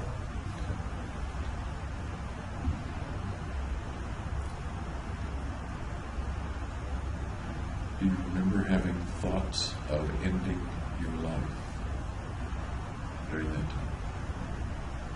Just taking the pills. Taking the pills. Do you recall whether those would have been the pills that had been prescribed by Dr. Fenton, the pills that were available in the medicine cabinet? Yeah. Or some other pills? Those pills. Those pills.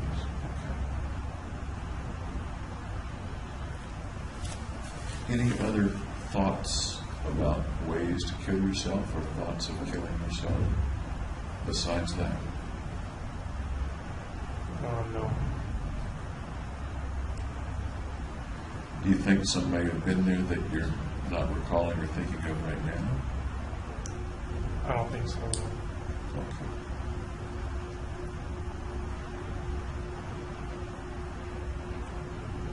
And the way you described the thoughts about the pills is you thought about it, but not seriously enough To try it. to try it. Do you remember contemplating what it might have been like to take the pills? Thought it wouldn't be painful or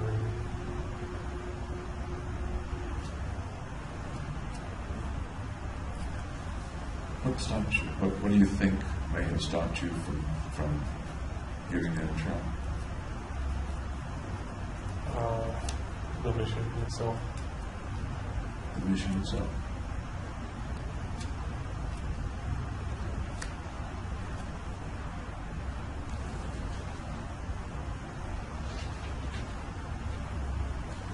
That kind of takes us back to your statement earlier that the mission, at least in some ways, was to save your life. Right. Or One of the reasons. one of the purposes of the mission. Okay. I interrupted you, I'm sorry. Just one of the reasons was And the others? I know we're getting repetitive, but I like repetition. to increase the value. The others to increase the value. Any others?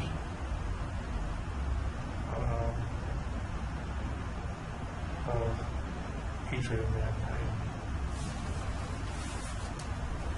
Once again, that's a third one that's kind of sounds like a distant third, but I don't want to put words in your mouth. Yeah, that was very little reason why.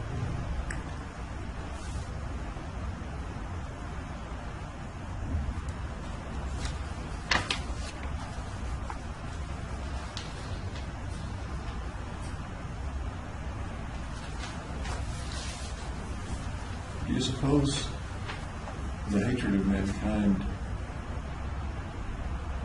helped you to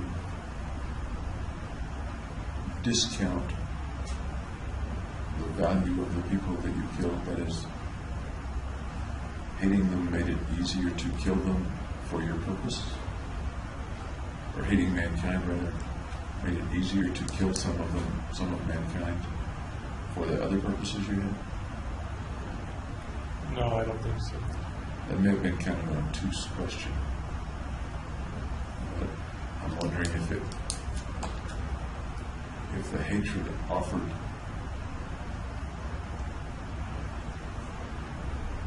a way to justify killing people in order to help yourself? I didn't use it as a justification. Okay.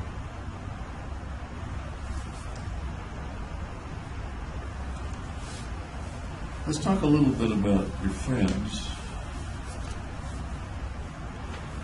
that had kind of dropped away by June and July particularly of 2012. When we talked a couple of weeks ago, you said that they had been your friends for months and you were sad to see them go. Yeah. At that point, I said that, well, they didn't really go. You dismissed them. Right.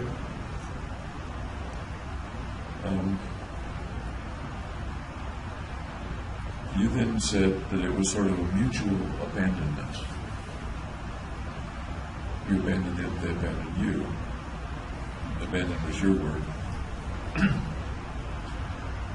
And I asked, how did they abandon you? Because it sounded to me like you cut yourself off from them, not the other way around.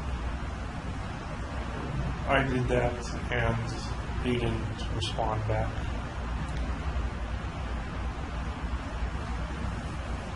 Were they supposed to respond back? Or did you hope they would respond back? No.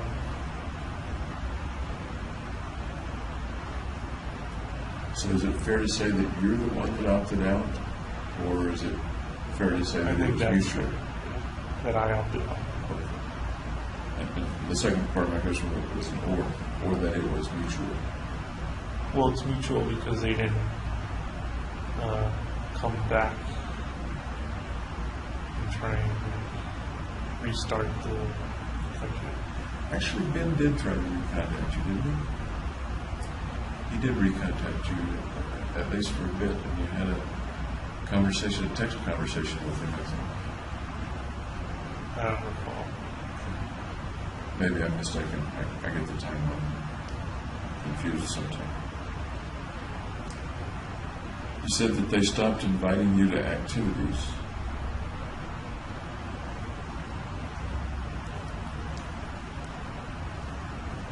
Is it fair to say that that was because you indicated to them that you didn't want to be invited to activities, or is that not fair to say? I think that'd be fair to say. You also mentioned, and we talked briefly about whether or not you're breaking up with Gargi.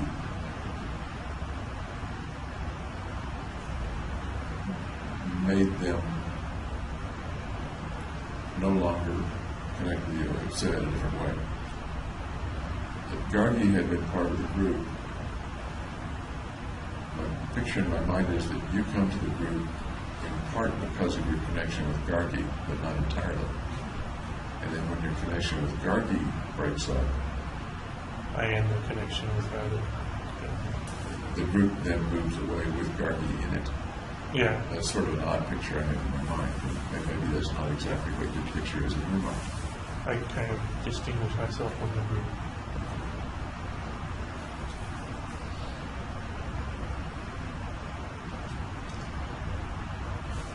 Was being alone more comfortable for you than being with that group? No, I liked being with the group. Then the cutting yourself off from the group was for the purpose of? It would be too painful with being around Gargi again. Okay. Because Gargi would have been part of the group in too. Right.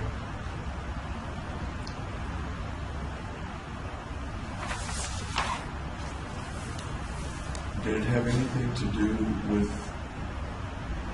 your wanting to focus time and attention on the mission rather than the thing?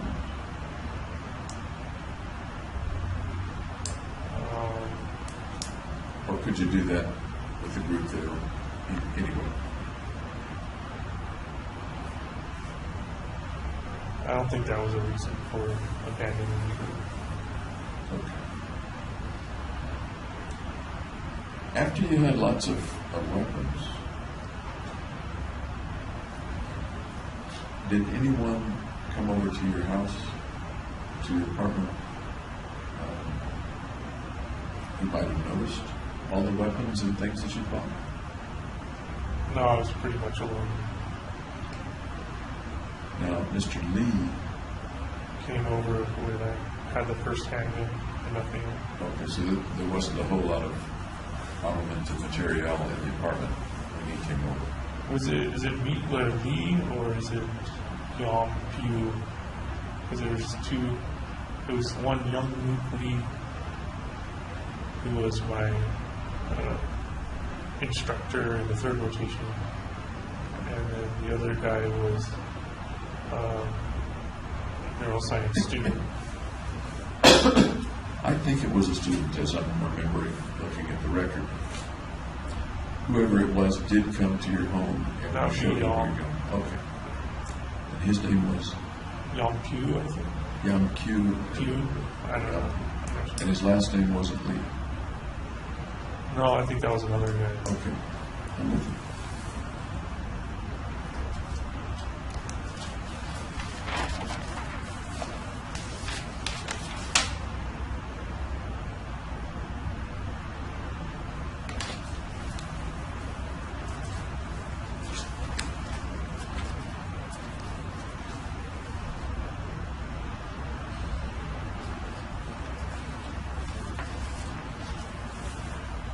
You talked at one point about the mission coming to you. And I asked if you spent much time trying to figure out where the mission might be coming from.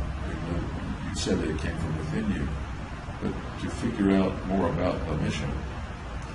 And your comment was that you just kind of accepted it. You accepted the mission.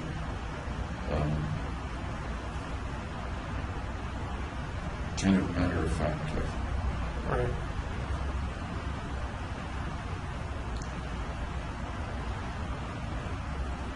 You then made the comment that when you accepted it, you didn't think the mission was all that serious. You remember saying that or feeling that? I don't remember. Early on,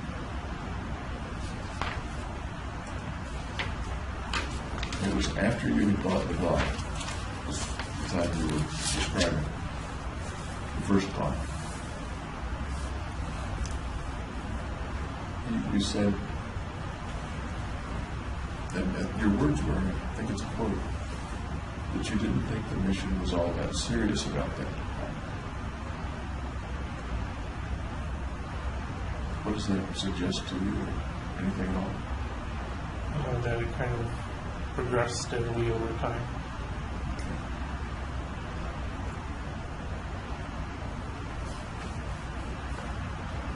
You said fairly soon after that that you didn't think the consequences through. And I said, which consequences? And you said that I would complete the mission. At that early time, do you recall sitting here, not really thinking about completing the whole mission around the time that the mission sort of seemed to be forming and you weren't taking it all that serious? Or you didn't think it was all that serious? Does that make sense? Yeah, because around the time I bought the first gun, it was still defensive. It wasn't offensive yet until later. But the first gun was a shotgun. First gun was a handgun. Okay, beg your pardon. Beg your pardon. The Glock, the first Glock Yeah. was the Glock 22 was a... Okay, the shotgun was the second gun? Yeah. Thanks for clarifying.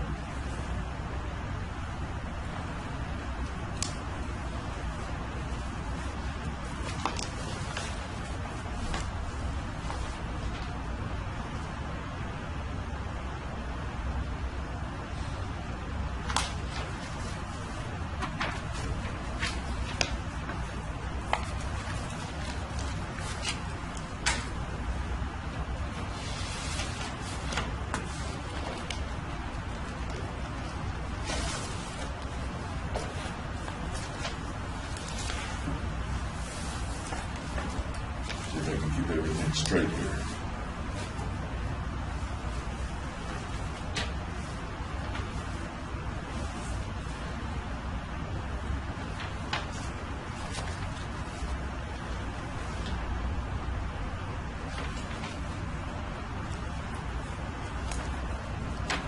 I think you said that you had never fired a gun before you ordered these weapons. Is that right? I fired like a paintball gun, but no firearm. Which was the very first one that you fired of the guns that you bought? It was either the handgun or the assault rifle. That would have been out at Byers, or Out at Byers. Byers was the only place? That was the only you place I got them. Separation. So, the Glock 22, next was the shotgun, next was the second Glock, or the AR? The AR. The AR, and then the second Glock. Right. No other weapons were purchased, I don't believe. Or no more firearms. Right.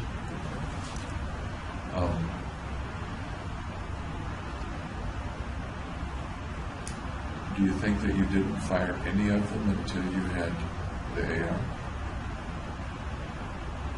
That depends on when the ammunition came in. Because I think I started buying the ammunition after I bought the AR. Okay. Did you purchase any ammunition locally? Like a cartridge or a box of shotgun shells. And I guess what I'm trying to understand is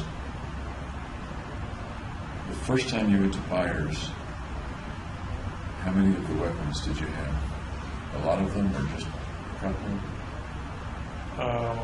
All of them, I can say. All of them. So you had all or nearly all the weapons before you fired any of them. Right.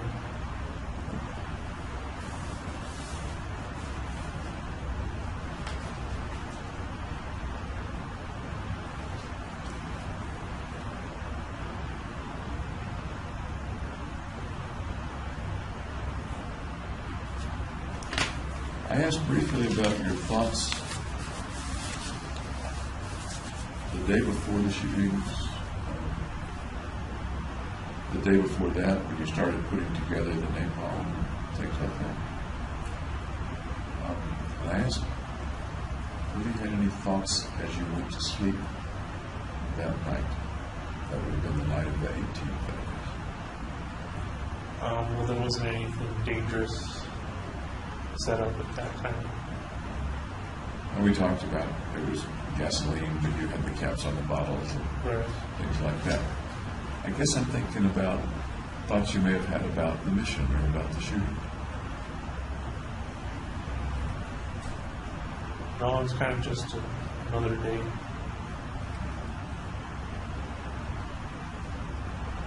You have lots of regalia around you.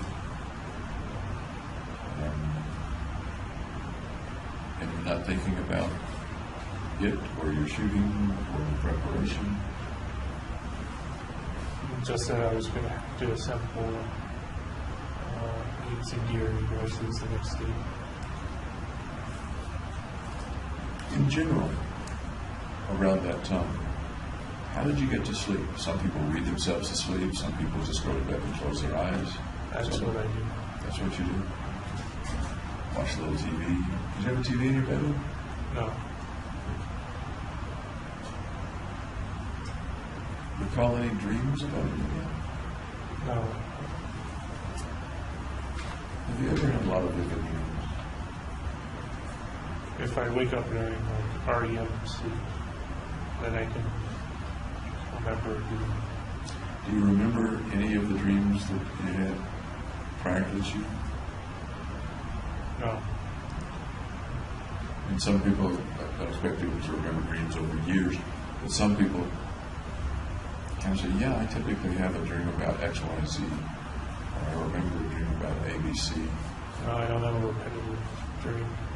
Nothing that sticks in your mind? No. How about really bad dreams or nightmares? I don't have any nightmares. Before or since the shooting? Well, when I was like a little kid, I would have nightmares. But not since you were a little kid? Right. Do you remember what the nightmares were about when you were a little kid? Just like ghosts and ghouls and that kind of thing. I remember you talking about the nail monsters. Oh, the nail ghosts. The nail ghosts, that's what it was, the nail ghosts.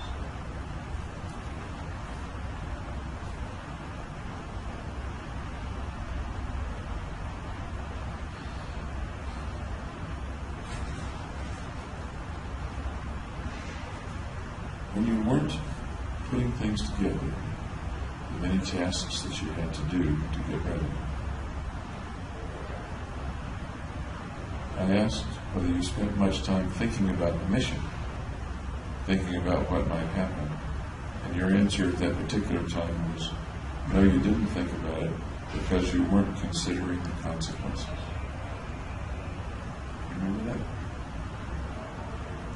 Yeah, I remember not considering the consequences. And we talked from time to time about how much you considered the consequences of various crimes.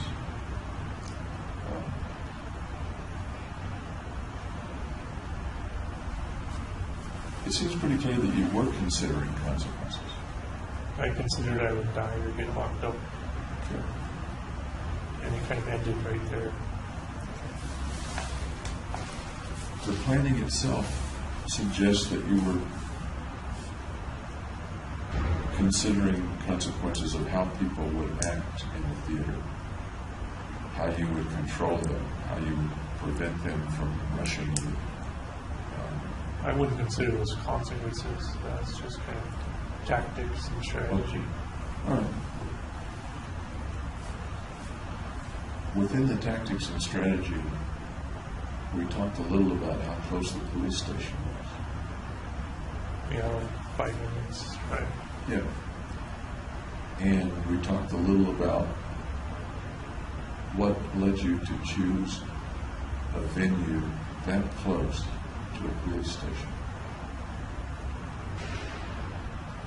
Can you reiterate some of that for me, or think about that again for me? I just figured I'd be caught because there was a police presence in that area, but I would still have time to do the mission.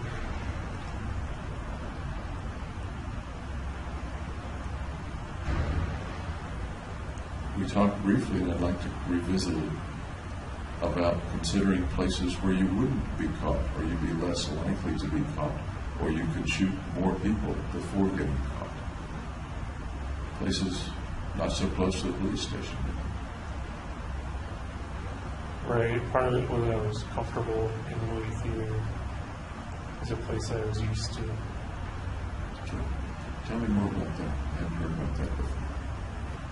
Well, I did all the recon there to get familiar with the layout. But you could have done recon somewhere else, further from a police station. True, but I kind of decided that was the place to be. You chose a place near a police station. Why do you suppose you chose a place near a police station? I didn't choose it for that reason. I disagree. I think that was one of the reasons you chose it. So I'd like for you to Then it speculate. might be unconscious. I'd like for you to speculate with me, except for a moment my hypothesis that at least part of the reason you chose that was because it was close to a police station. Why might you have chosen it close to a police station? I have no idea. Think about it for a minute. Because I wanted to be stopped. Okay.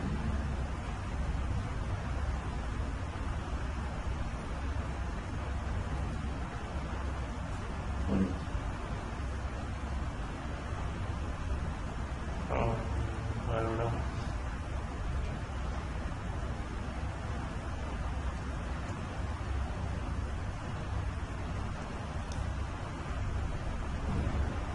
does it occur to you that if you picked a theater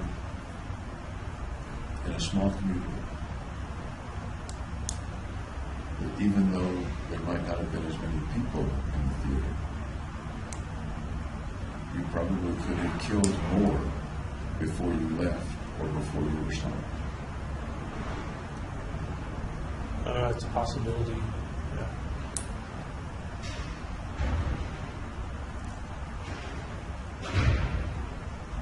And that's one of the things that makes me hypothesize that the choice of the place, even before you cased it, the choice of the place wasn't coincidental. The location of the police station wasn't coincidental. I think it was. And here's an interesting thought. I don't know whether within 50 miles of here, I don't know whether there's a theater that's not within 5 minutes of a police station. Maybe there's not one. So that would lend some credence to your thought that it was coincidental, and that the police station was something to consider, which you did. How long will it take the cops to get there? Right. But not something that was important in the choice of it. Interesting that you put it there. Okay.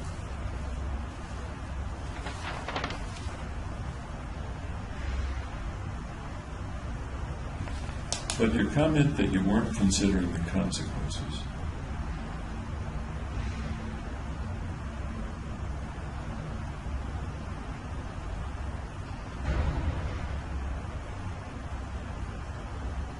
the certainty of getting caught, getting killed. Okay, we've been around that lots of times, I think.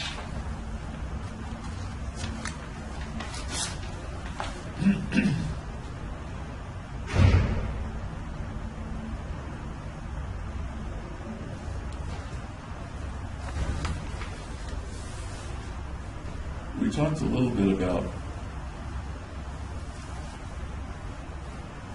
your thoughts about the future, about months before the shooting, how you viewed your future.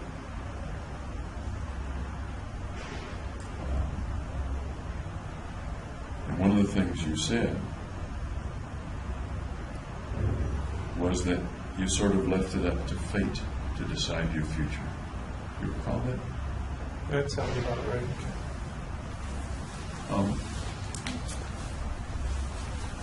I'm wondering a little about that, because you worked pretty hard in college, which is kind of you shaping your own future.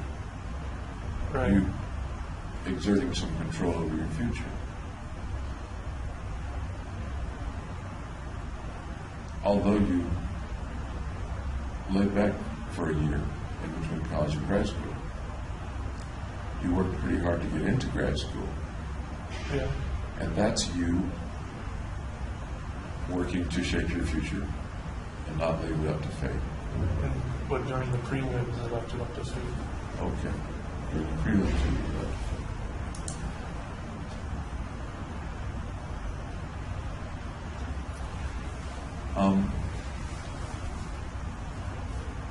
A little earlier here, yesterday,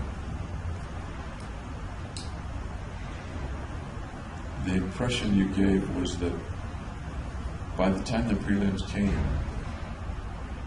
you weren't going to be a neuroscientist anymore.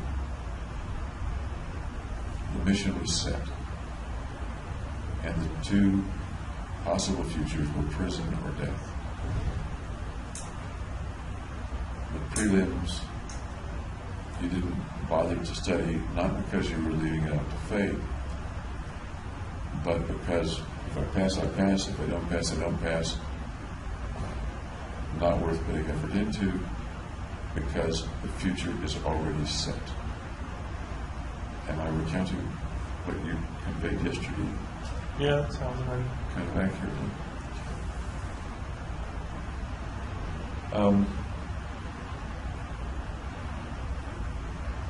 That doesn't sound much like leaving it up to fate. That sounds like you have shaped your future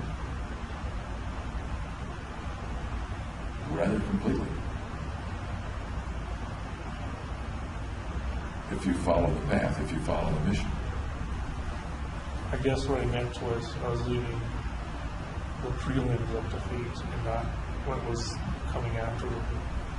Okay.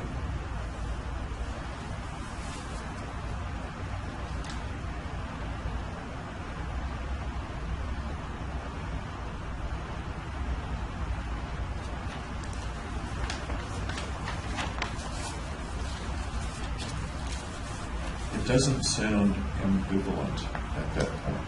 Gee, I don't know what's going to happen. And I understand what you just said about the fate referring to the prelims. I'm not talking about the consequences of the mission. Although we know that at times you did things or hoped for things that might have stopped it, such as the call to the hotline, or the thought that the FBI might stop you. Yeah.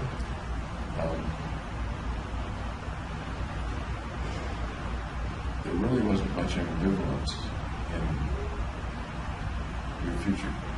It was either you were either going to die or you were going to be arrested. Is that? Or get stopped, which was unlikely. Yes. And once again, that my impression is that's the way you were thinking at that time, not just today, but at that time. Yeah. Or at least that's the way things were, and you had set them up that way. You had created that. You had created those paths. Yeah.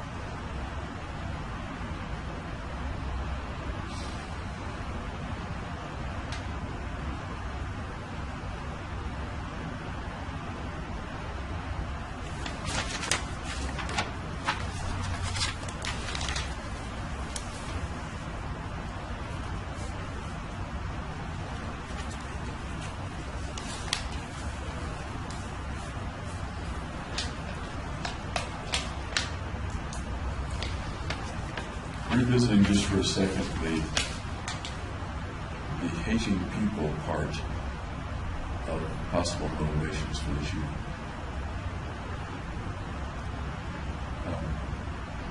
At one point, about 3 or 4 weeks ago, I asked you, what did the shootings have to do, if anything, with hating people? And you said, just that they make me anxious. And because they make me anxious, I hate them. You remember that concept of that word? Okay.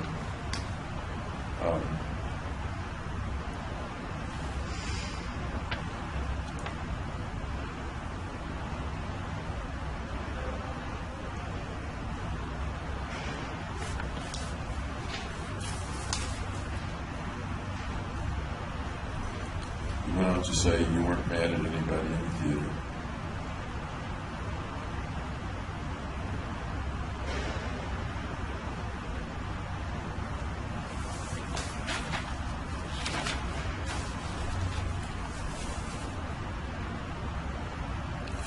Back to the word evil, because it comes up in some of the thoughts and writings. You've never said something evil made me do this, or created the mission, or pushed me toward the mission. Is that? I don't know. I just said a lot of stuff, so. I don't believe you have ever implied that something evil made you do the mission. I think that's right. To point it meaning before you were born. The devil made me do it. No, I don't think so. That wasn't. No. That's not your understanding now or then. Yeah. That's something evil did. Pull up another thing. What about you being evil? And the evil in you, the evil thing doing it. Is that a consideration at all? I think everybody has the capacity for evil. Let's bring it to you. And I know we're talking about a moral concept and not a legal one necessarily, but everybody has a capacity for evil. Fine. We're talking about Jimmy Holmes.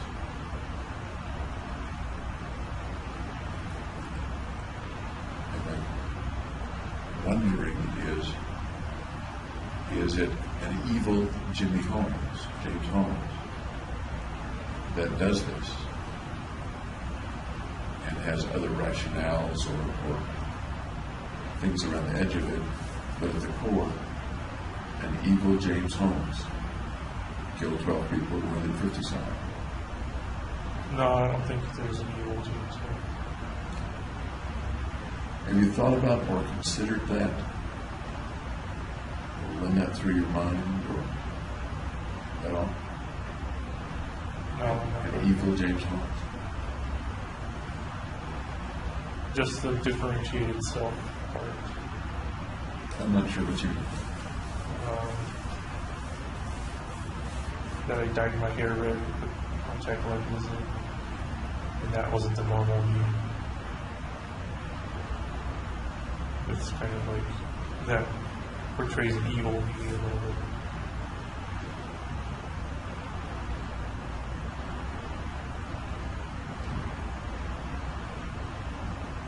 That, in your words, that portrays an evil me a little bit. Can you continue that thought and talk a little bit about it?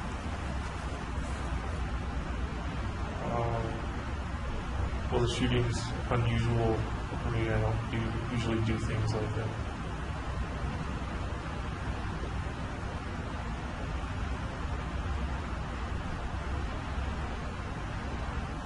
An evil you came out? How about that? It's kind of out of character for me. You just described an evil me. I don't Right. know whether you were contemplating that or whether you meant everybody has an evil me inside them, or can you clarify that? I don't know how to clarify that. Have you ever thought about the possibility or contemplated that an evil part of James Holmes did that uncharacteristic act? It sounds possible. Yeah. Can you expand on that possibility, or how possible, or in what way it sounds possible? What's going through your mind as you think about it a little bit?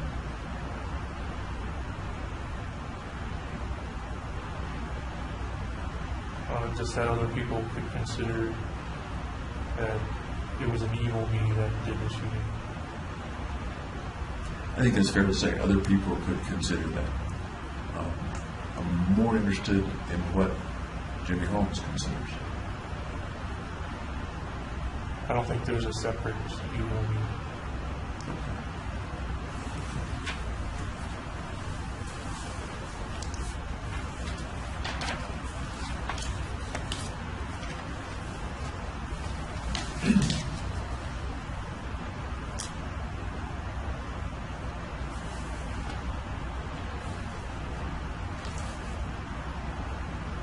We talked about a few weeks ago the collateral damage. That is the people who were wounded, etc. And as you planned,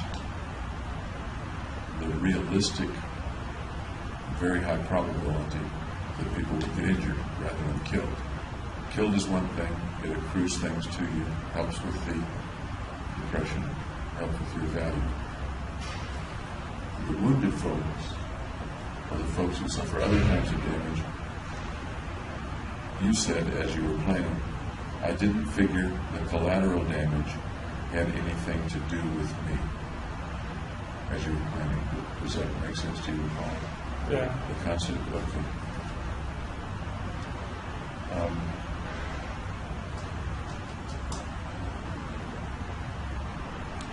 You have not said at all to me that you got any particular pleasure from the killings. Oh, Right? that's right. That's right. Okay. One of the things you've said is that at some point you said, or you felt, it's done, I'm done, after the killings. Yeah. So I'm done, you walked out, or you were by your car, and I'm done.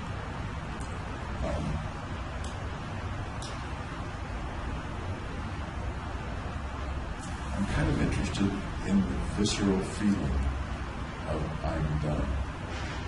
I'm relaxed. I was anxious. Do you recall being anxious while you were shooting or while you were in the theater? No, because I planned and prepared pretty thoroughly. Before the event started, while you're in the theater doing the moves with the cell phone? That was like one time I was anxious when I had to walk out the emergency exit with the little metal piece so it doesn't close over.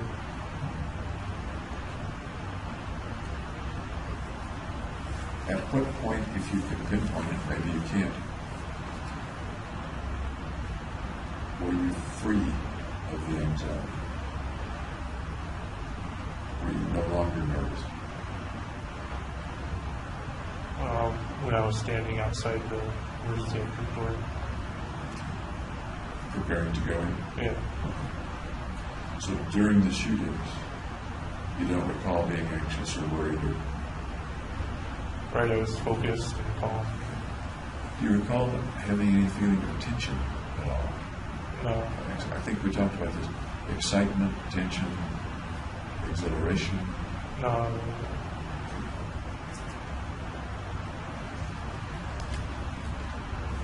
Even a feeling of relief while you were doing it, while you were shooting. Not while I was doing it, afterwards. Like,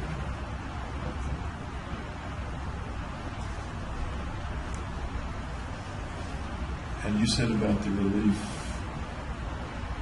not anxious anymore. What else? Viscerally, what else did that feel like?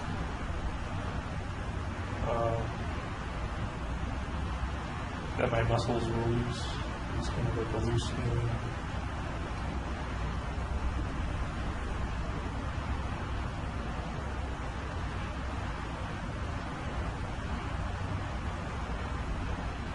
I kind of want to say the tension was released, but maybe that's not an accurate description.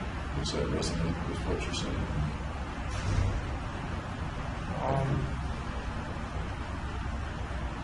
I wasn't really tense. I was just kind of normal.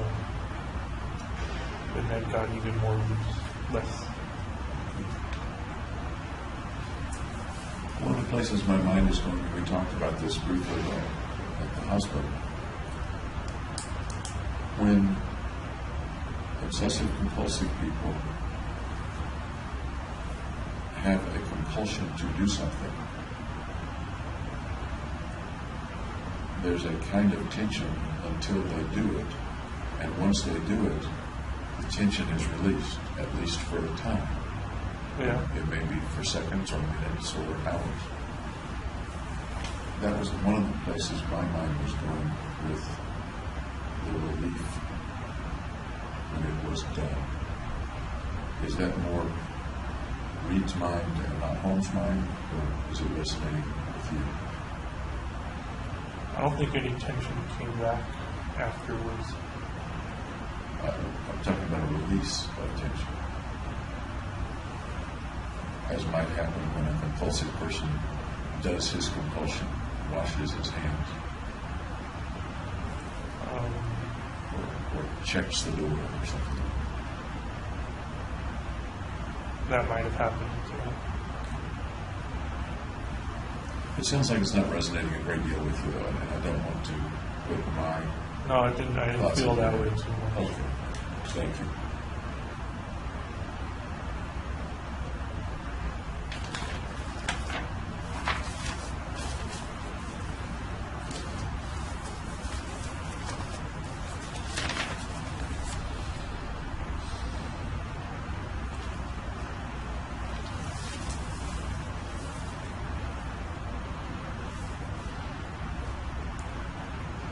When we talked once before about your worth increasing from 1 to 13,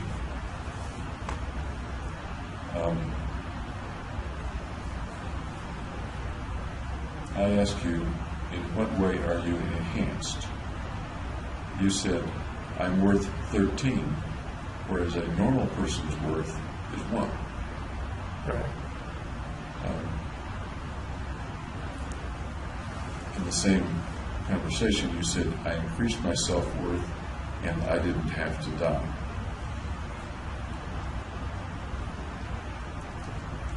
Then I said, do you feel that value 12 times more than you had before? You said, theoretically, yes. I said, theoretically? How about really feeling 12 times more? Let me ask you that again. Was it a theoretical feeling or a real feeling that you were? It's abstract. It's abstract. And I think at another point you said it was incremental, not a huge leap, but an incremental abstraction. You said then, when I said theoretically, how about really? You said, well, it's only theoretical in nature. The concept is theoretical, and you just used the word abstract. Right.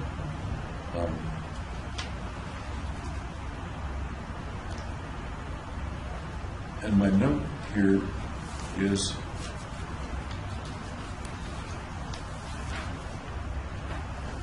that you felt, and continue to feel, that it was morally okay to kill for the theoretical possibility, not a for sure thing or not a real thing, but for the abstract possibility, to use your word just now, of feeling a bit better. Are you saying it should have been really instead? Well, not that it should have been, because I guess it is what it is.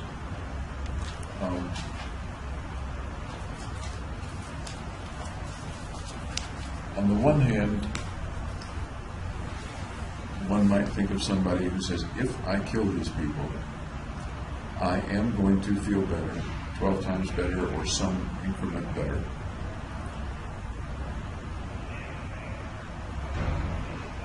And that would be one reason for killing them. That would have one, let me say, way of looking at it morally.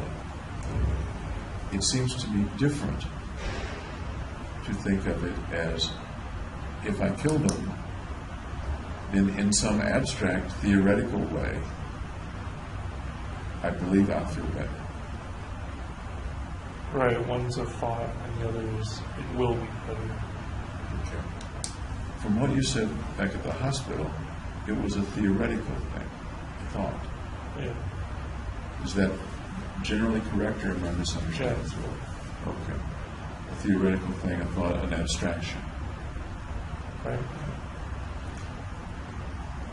Let me ask you again today, are there ways that you really feel better or believe you're better, or does it remain an abstraction, a theoretical matter? It's still a thought, yeah, not sure. Oh, thank you.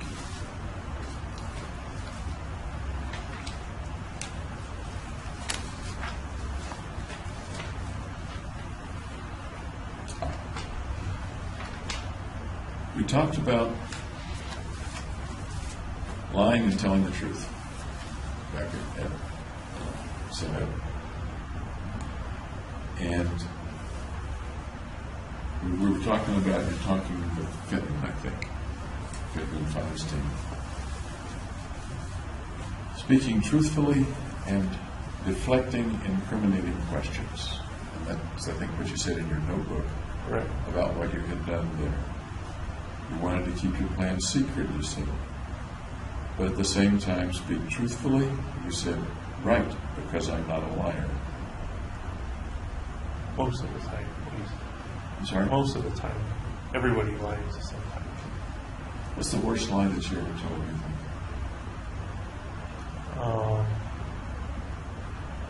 The most lie. Probably the lie of omission of that. Saying I was going to go shoot people. You just said the lie of omission. Is a lie of omission? I just don't consider it a true lie, but it's kind of in that lying category. Okay. And that's exactly where I was going. I wanted to talk about that a little more. And indeed, you said, I asked you about lying by omission, and you said, I don't consider that a true lie. Okay, so it's quite consistent with what I said earlier.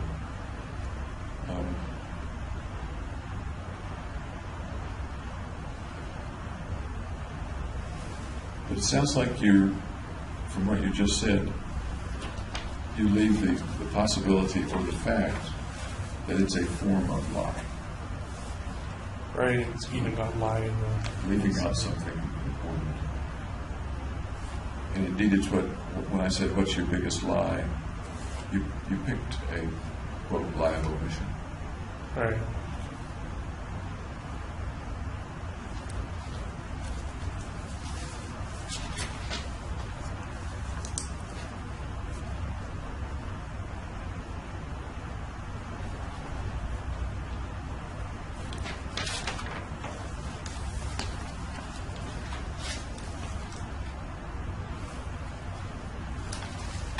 You talked about being called the Joker here in jail. We may have talked about that briefly yesterday as well.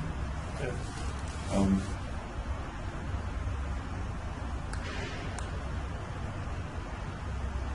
When again is the first time you recall people talking or calling you the Joker? Early on after I was arrested. Okay. They still do that? Sometimes. Can you describe to me a time or a situation in which you've heard them or noticed them referring to you as the Joker?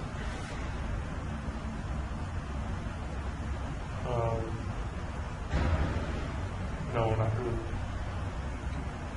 Has there been a time when you actually did hear them say that, or do you kind of assume that's what they're calling you? No, I've actually heard them say that.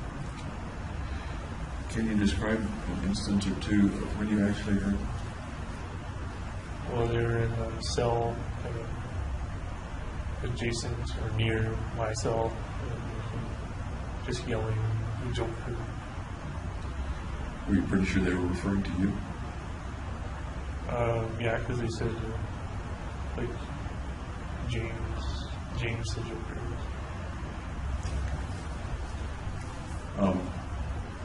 I guess it's not a secret that you're in the jail. Right. Is it your impression that the other inmates know that you're here, especially if they've been here a while? Yeah. Is it your impression that they would recognize you if they saw you?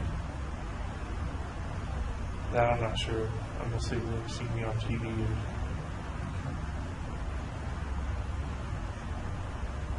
You look a little different than the way you looked on TV. Right, I've got a beard. The shavers don't work here. And the hair is growing back. The hair is different color. Yep. Do you ever call yourself the Joker? Refer to yourself as the Joker? No, Even in private thoughts or private fantasies? I can see why people would call me the Joker. The dyed hair and the setting, the movie being the Batman movie. Once again, do you ever, even in private fantasy, refer to yourself as the Joker? Hey, I'm the Joker. Or a nickname that you accept for yourself, not just something other people have said, even in private. No, I don't think so.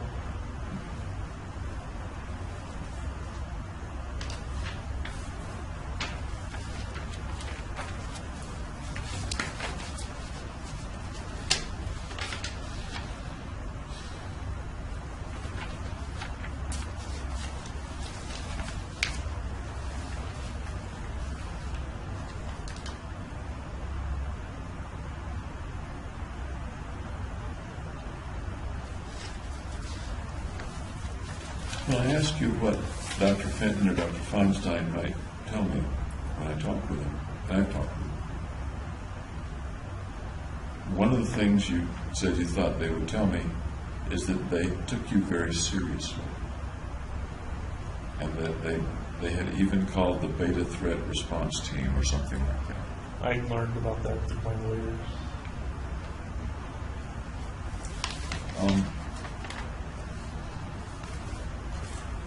Is there any part of these events,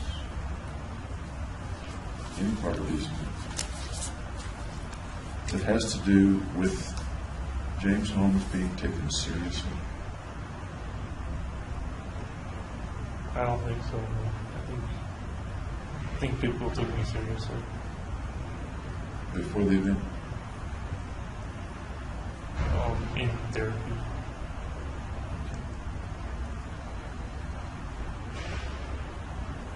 You had a photograph that you believe would influence the way people remembered you and the way people thought of you based on photographs. A notebook that would influence the way people thought of you based on what you wrote.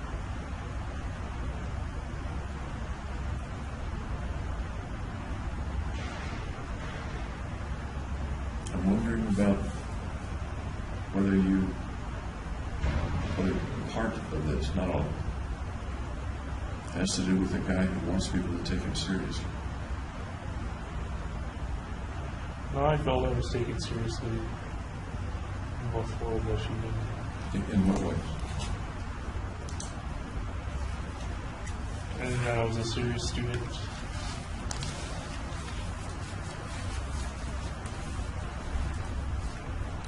And I agree that no one has suggested to me that you're not a serious student. No one has suggested that you were a trivial person. Right. Sometimes people who are not trivial at all believe or feel that they're trivial or not taken seriously. Can you think of any times when that might have described you, feeling that you weren't being taken seriously, or people didn't recognize you or value you enough? I think that's different from being taken seriously.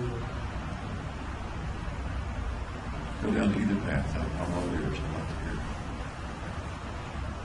Well, for the value, there wasn't anybody who had tried to get me to stay in the girls' science program.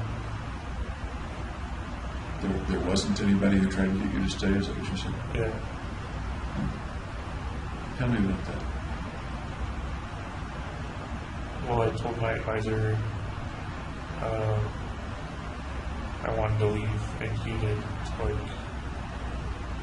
say, no, you should stay, or something.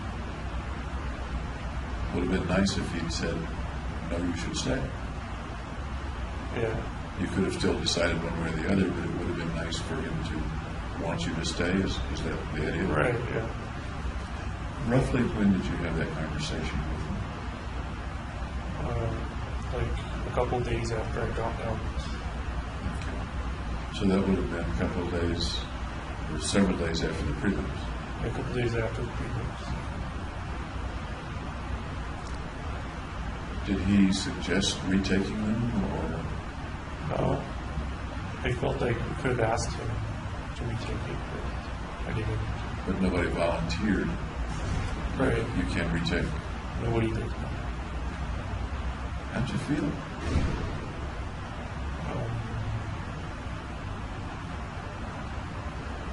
I guess undervalued.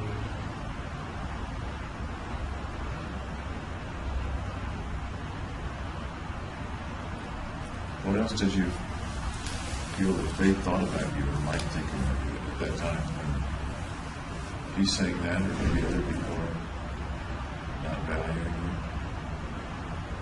I don't know about other people, but it would have been nice if I said. Has something like that ever happened before in your life? That it would have been nice for someone to encourage you or appreciate you, offer you something? Not that I can think of off the top of my head. Think about it for a minute. Other times, in school or not in school, young or older. Nothing's coming to me. How about when the family decided to move back to San Diego? And I think you mentioned that they either didn't ask you or didn't pay any attention to your not wanting to move. I think they paid attention, and they told me why I was moving, so it wasn't a value issue. Okay. And that was just something that popped into my head. It doesn't have to be, Right. doesn't have to be Freudianly significant or something. Okay.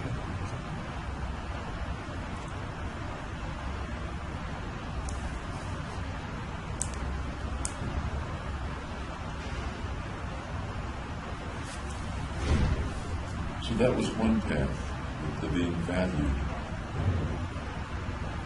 And not the other path. What's the other path? The other,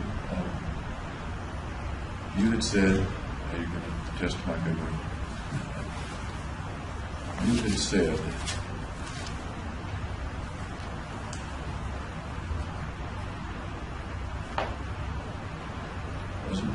wasn't being remembered, was slightly different from being valued. Taken seriously. Taken Yes. seriously. That's what it was.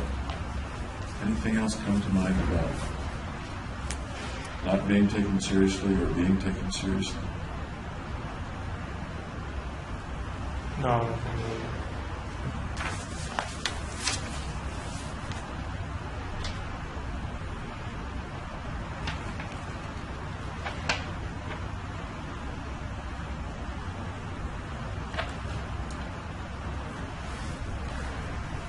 Before the shootings occurred, before you went back into the theater to begin the shooting, that was a point at which you thought the FBI would then come and arrest you, right? Right, because it was in the act. In the act of. I'm not sure I ever asked you how likely you thought that was at the time. I don't think I analyzed it like that. Can you think now about the way you felt then, and it may be difficult to put yourself back there. Did you think it was, they're going to be here any time, and you were surprised they didn't stop you? Or it was a fleeting thought of, maybe they'll stop me, or what were the chances, I guess, I'm asking? I believed they could stop me, but I didn't think it was probable. Where along the probability line, you didn't think it was probable? Maybe like 20% chance they would stop me. Were you surprised that they didn't stop you? A little bit, yeah. At what point, if you remember, did you say to yourself, I guess they're not going to stop me? Before I went in the door, back in here. And I think you said something like at that point, it's really going to happen. Yeah. Or you may have said that, and maybe you thought it twice, after the call to the hotline was not answered. or was cut off or something like that? Sometime in that getting out of the car period. And those all happened within a minute or two of each other, is it? Yeah, they're very close together.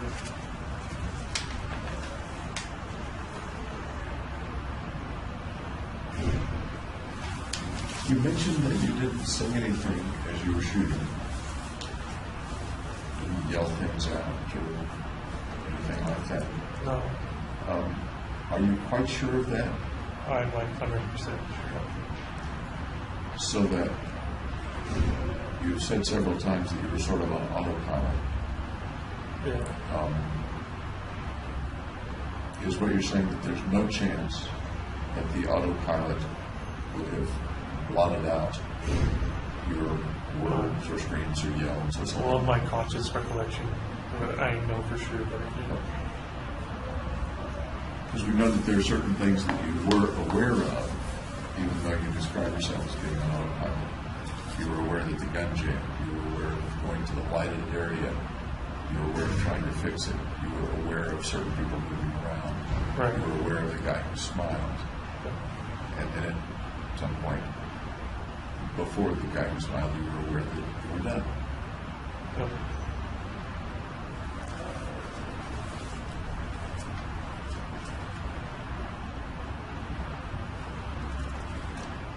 I've always been a little curious about the scratches you say were in the gas mask that were interfering with seeing things. Yeah, I bought a cleaner for it, but it didn't. I'm sorry? I bought a cleaner, but I was cleaner, but it didn't work. Was it a new or used? It was a new mask, but it came kind of scratched a little bit.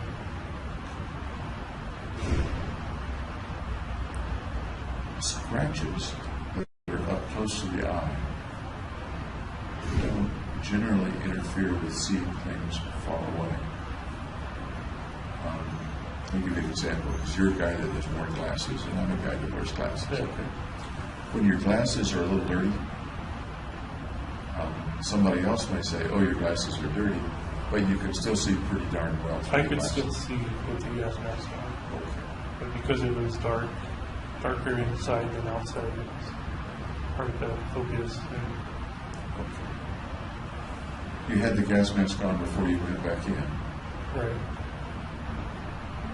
You could see to open the door, things like that, to get back Yeah, in. so it was maybe a partial obstruction.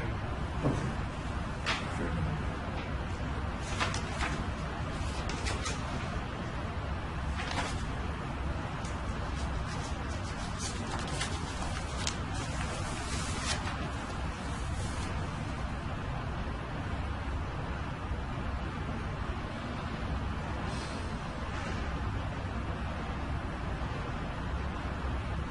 Let me come back for just a minute to the way you might have wanted to be remembered. And I'm not talking so much about now, but the way you believe you wanted to be remembered at the time of the shootings or just before the shootings. Can you talk a little more about that?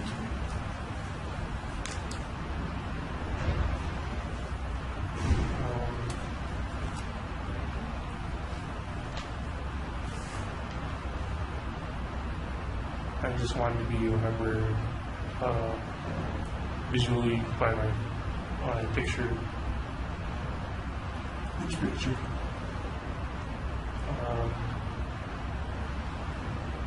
Hanging the ones that were on my phone. One of the ones, or a couple of the ones, were headshots of you with a sort of, not sure how to interpret it, devilish or impish or whimsical look, looking at the incendiary with the fuse, holding the gun, things like that. Another one was of, I'm trying to remember, wasn't there one of you in most of the regalia? Or at Yeah, home? there was one where I was wearing the coat and the dress. Okay. So which is the one that conveys, if it is just one, which is the one that conveys the way that James wanted to be remembered, the James before the shooting? I think the most powerful image was the one where I was holding a gun in front of my feet. Holding the gun in front of your face. Yeah. And that would convey to somebody 5 years from now what? Just that they would remember the picture, and that was James Holmes. That was James Holmes. And what was James Holmes? They don't need to remember what that, or I'm sorry? they don't need to remember anything extra. Just have a memory of the face.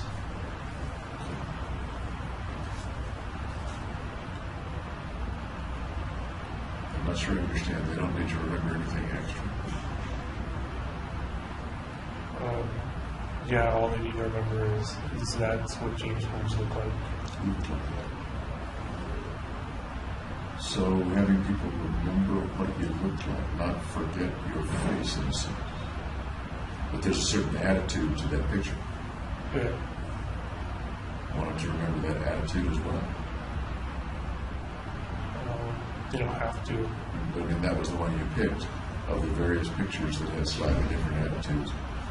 All of them had some of the equipment in them. I guess if they want to remember that attitude with it, they can. You're not saying that they would remember the picture of you with the poster of the woman behind you.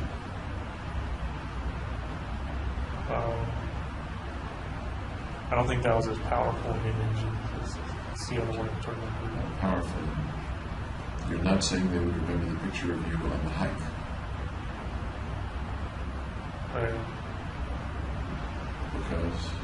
Because it's not as strong an image.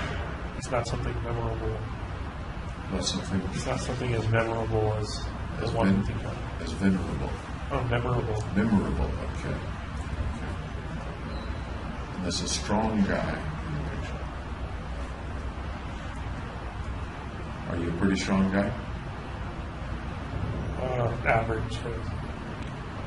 At the time that you took the pictures, did you believe you were a pretty strong guy? Yeah, I think so.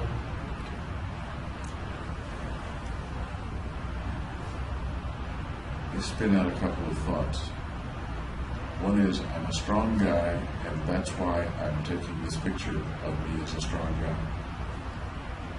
That I want people to remember me as a strong guy. Another line of thought would be, I'm not such a strong guy, but I can make them think I was a strong guy and make them remember me as a strong guy. If I don't take think that this was picture. I'm sorry? I don't think that was. I don't think that was it. Why would they remember your face anyway? Because it's unusual to have dyed hair like that and contact lenses. And you're more likely to remember something unusual than something mundane. The elephant in the room, of course, is the shooting as the thing that they will remember and attach the picture to the shooting. Right. So at least they have some memory of who I am. Because I can't particularly think of a picture of a guy holding a gun 5 years ago unless I attach it to some other event that To make it make sense. makes me remember. Okay.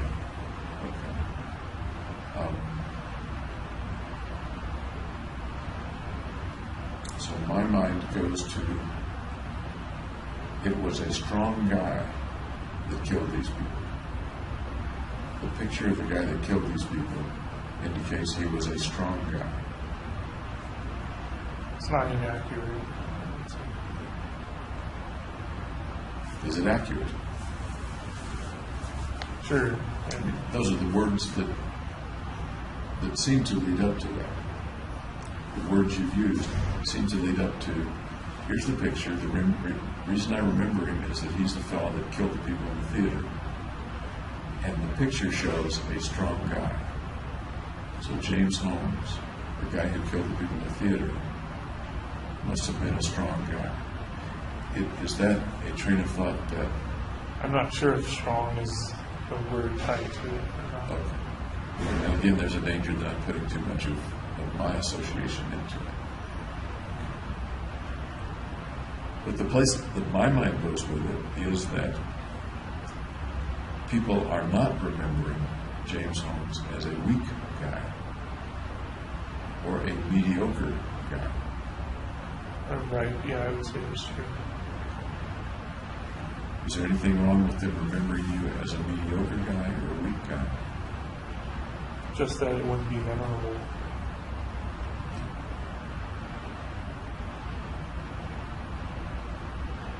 Okay.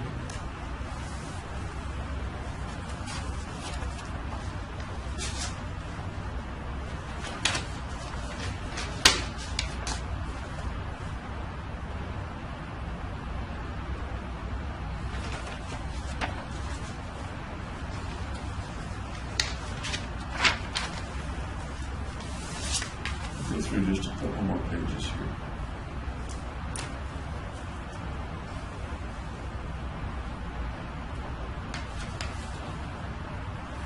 I asked her what it felt like to be arrested.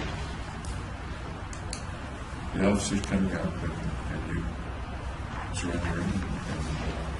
Everything kind of went as expected. You had a tough time getting to the feelings associated with being arrested. You talked about the process, but not the feelings associated with being arrested. I don't think there were any strong feelings.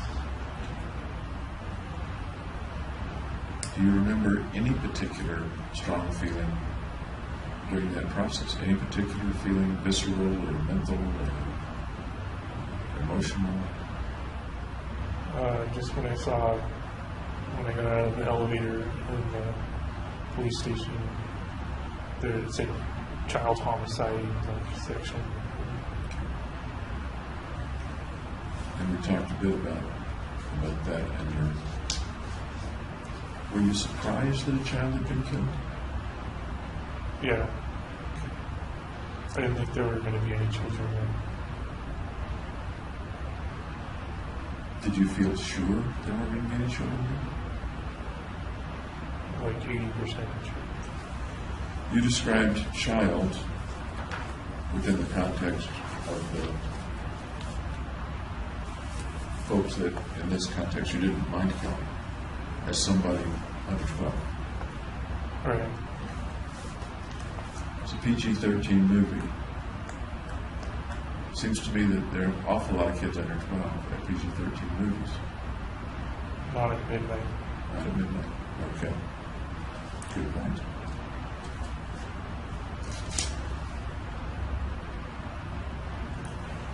And we talked about, even had there been no children, the fact that the people who were killed were likely, some of them, to be parents of children. Right, I never considered that until you brought it up. Wasn't a consideration. That was not relevant or not considered an indifferent factor. Okay, yeah. Okay.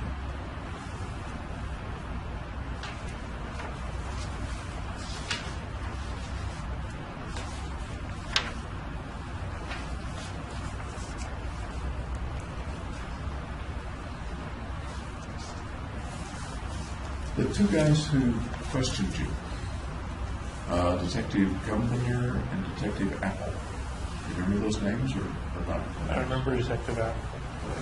Was Gumbiner of the FBI law specialist?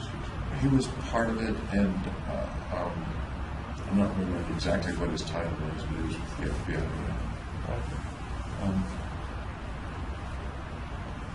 What did you think of the way that they talked with you or interrogated you? It was pretty standard. It was kind of conversational.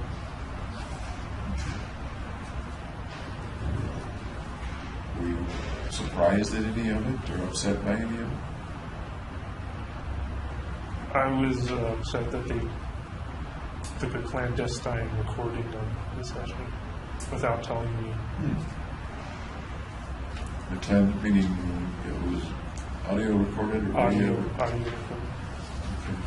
Was that the recording of when you were talking about Well, there was one point where they talked with you and then you invoked your Miranda rights.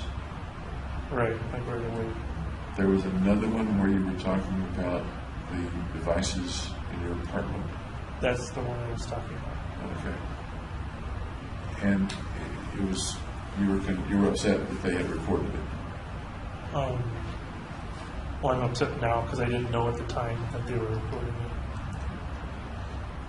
Can you tell me more about being upset about that?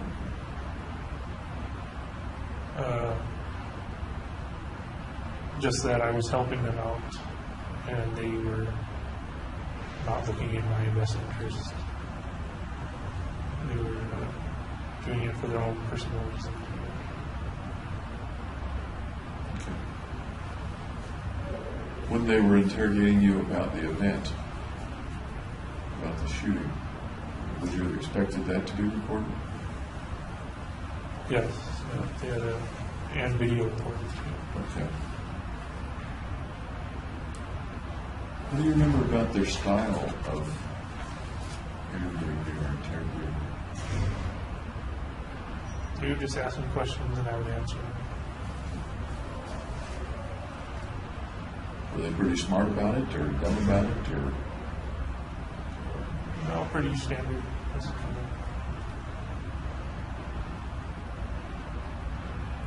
Do you think that their interview of you or interrogation of you was effective?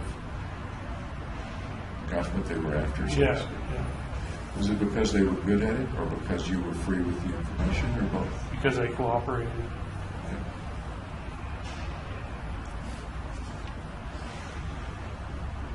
You talked a little bit about your going to court. Once again, and you weren't sure, I think, the first time I asked this.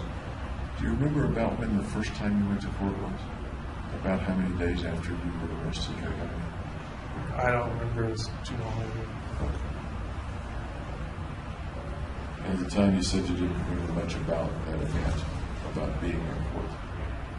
Right.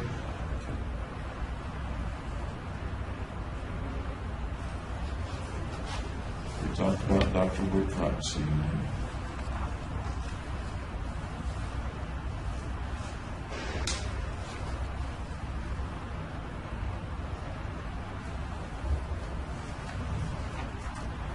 We've talked a couple of times about the money that was mailed with the notebook.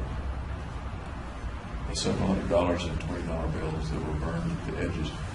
At one time you told me that you burned the money because you wouldn't have any use for it.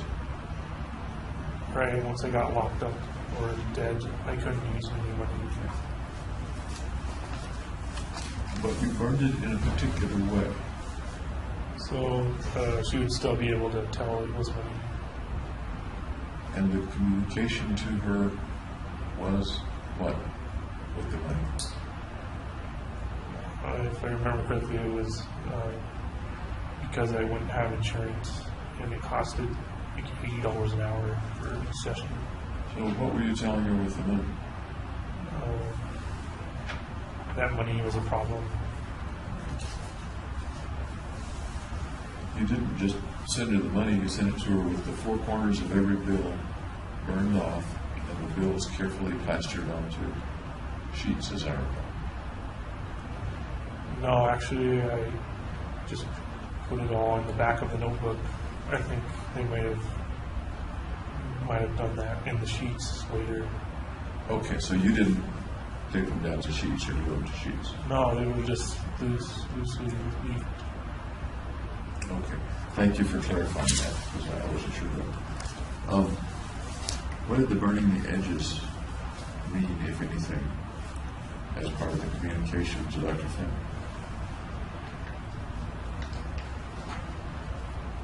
Just what I said before. You could have just sent the money. I don't Right, understand. but then she would have misinterpreted, like, why is he paying me money? Do you think she would have considered it a payment to receive that? I don't know what she would I have mean, considered. payment doesn't come to my mind, at least. The money means something. Psychiatrists always think money means lots of things. Right. But payment is not one of the ones I would have come up with. You burned the edges and sent her several $100s. Right, I was trying to tell her that because I lost my job, I subsequently lost the insurance from it. So my illness was like at fault. It sounds like you were mad at her. Almost saying, here, you greedy shrink. Here's the damn money. Could be. I wasn't too angry though. Explore that could be a little bit for me.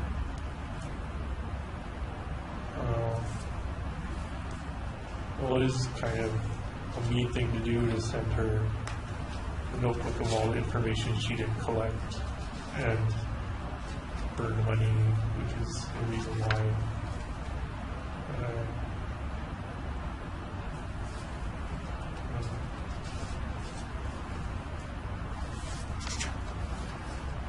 Was there anything in it of, look what you did, Fenton? A little bit, yeah. Tell me about that. Well, it's kind of similar to like that emoticon I sent her when she messed up my prescription. When you sent the emoticon, one of your impressions or one of your thoughts was that it might have frightened her. Yeah, she misinterpreted it as me hitting her instead of it being a blow with the face that she couldn't remember my name. I'd suggest to you the possibility that at least part of the emoticon was an angry thing. And it wasn't her it wouldn't be her misinterpreting, because part of the emoticon really had at least some irritation to it, because she inconvenienced you and she misunderstood you and didn't, this is just Reid talking, didn't value you enough to get the right name on the damn prescription. Yeah, so it was a little bit hostile. Hostile is a real civilized word. Angry, Mean. mad is It was a little bit mean. We come back to the burned money. Any anger, meanness, look what you did, or boy, you'll think about this for a long time, Fenton. In the money. Yeah, I think it's analogous. Can you talk to me about that emotion at the time?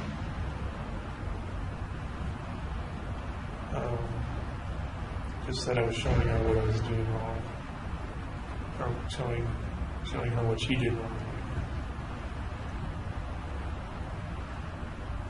Tell me what you might have been showing her that she was doing wrong.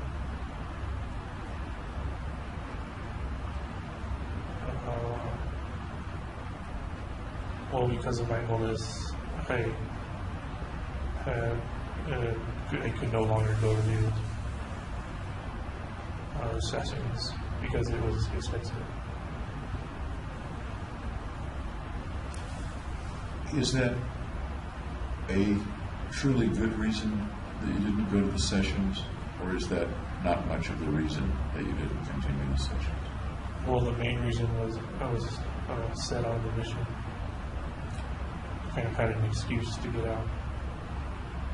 An excuse to get out of the sessions? Yeah. Because you actually knew at the time that there were a lot of ways that you could have continued the sessions, and they offered. had offered. Unlike the school, they had offered ways to continue the sessions. Is that accurate? Yeah, for the summer.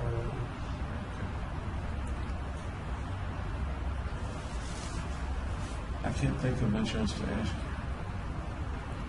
you. What have I left out? I have no idea. Maybe been pretty comprehensive. Want to expand on anything that we've talked about? No, If there's anything that you want to communicate to me through your lawyers at any point, you're welcome to tell them, hey, tell this to Reid, and they will do that. all right. I suspect we won't talk again, at least not for some time. It's possible if I come back for a hearing or something that we would talk again. But I think I have everything that I need to do my task. Once again, I'll wish you what I wish everybody I see, and I hope whatever happens is fair. Okay. Okay. All right.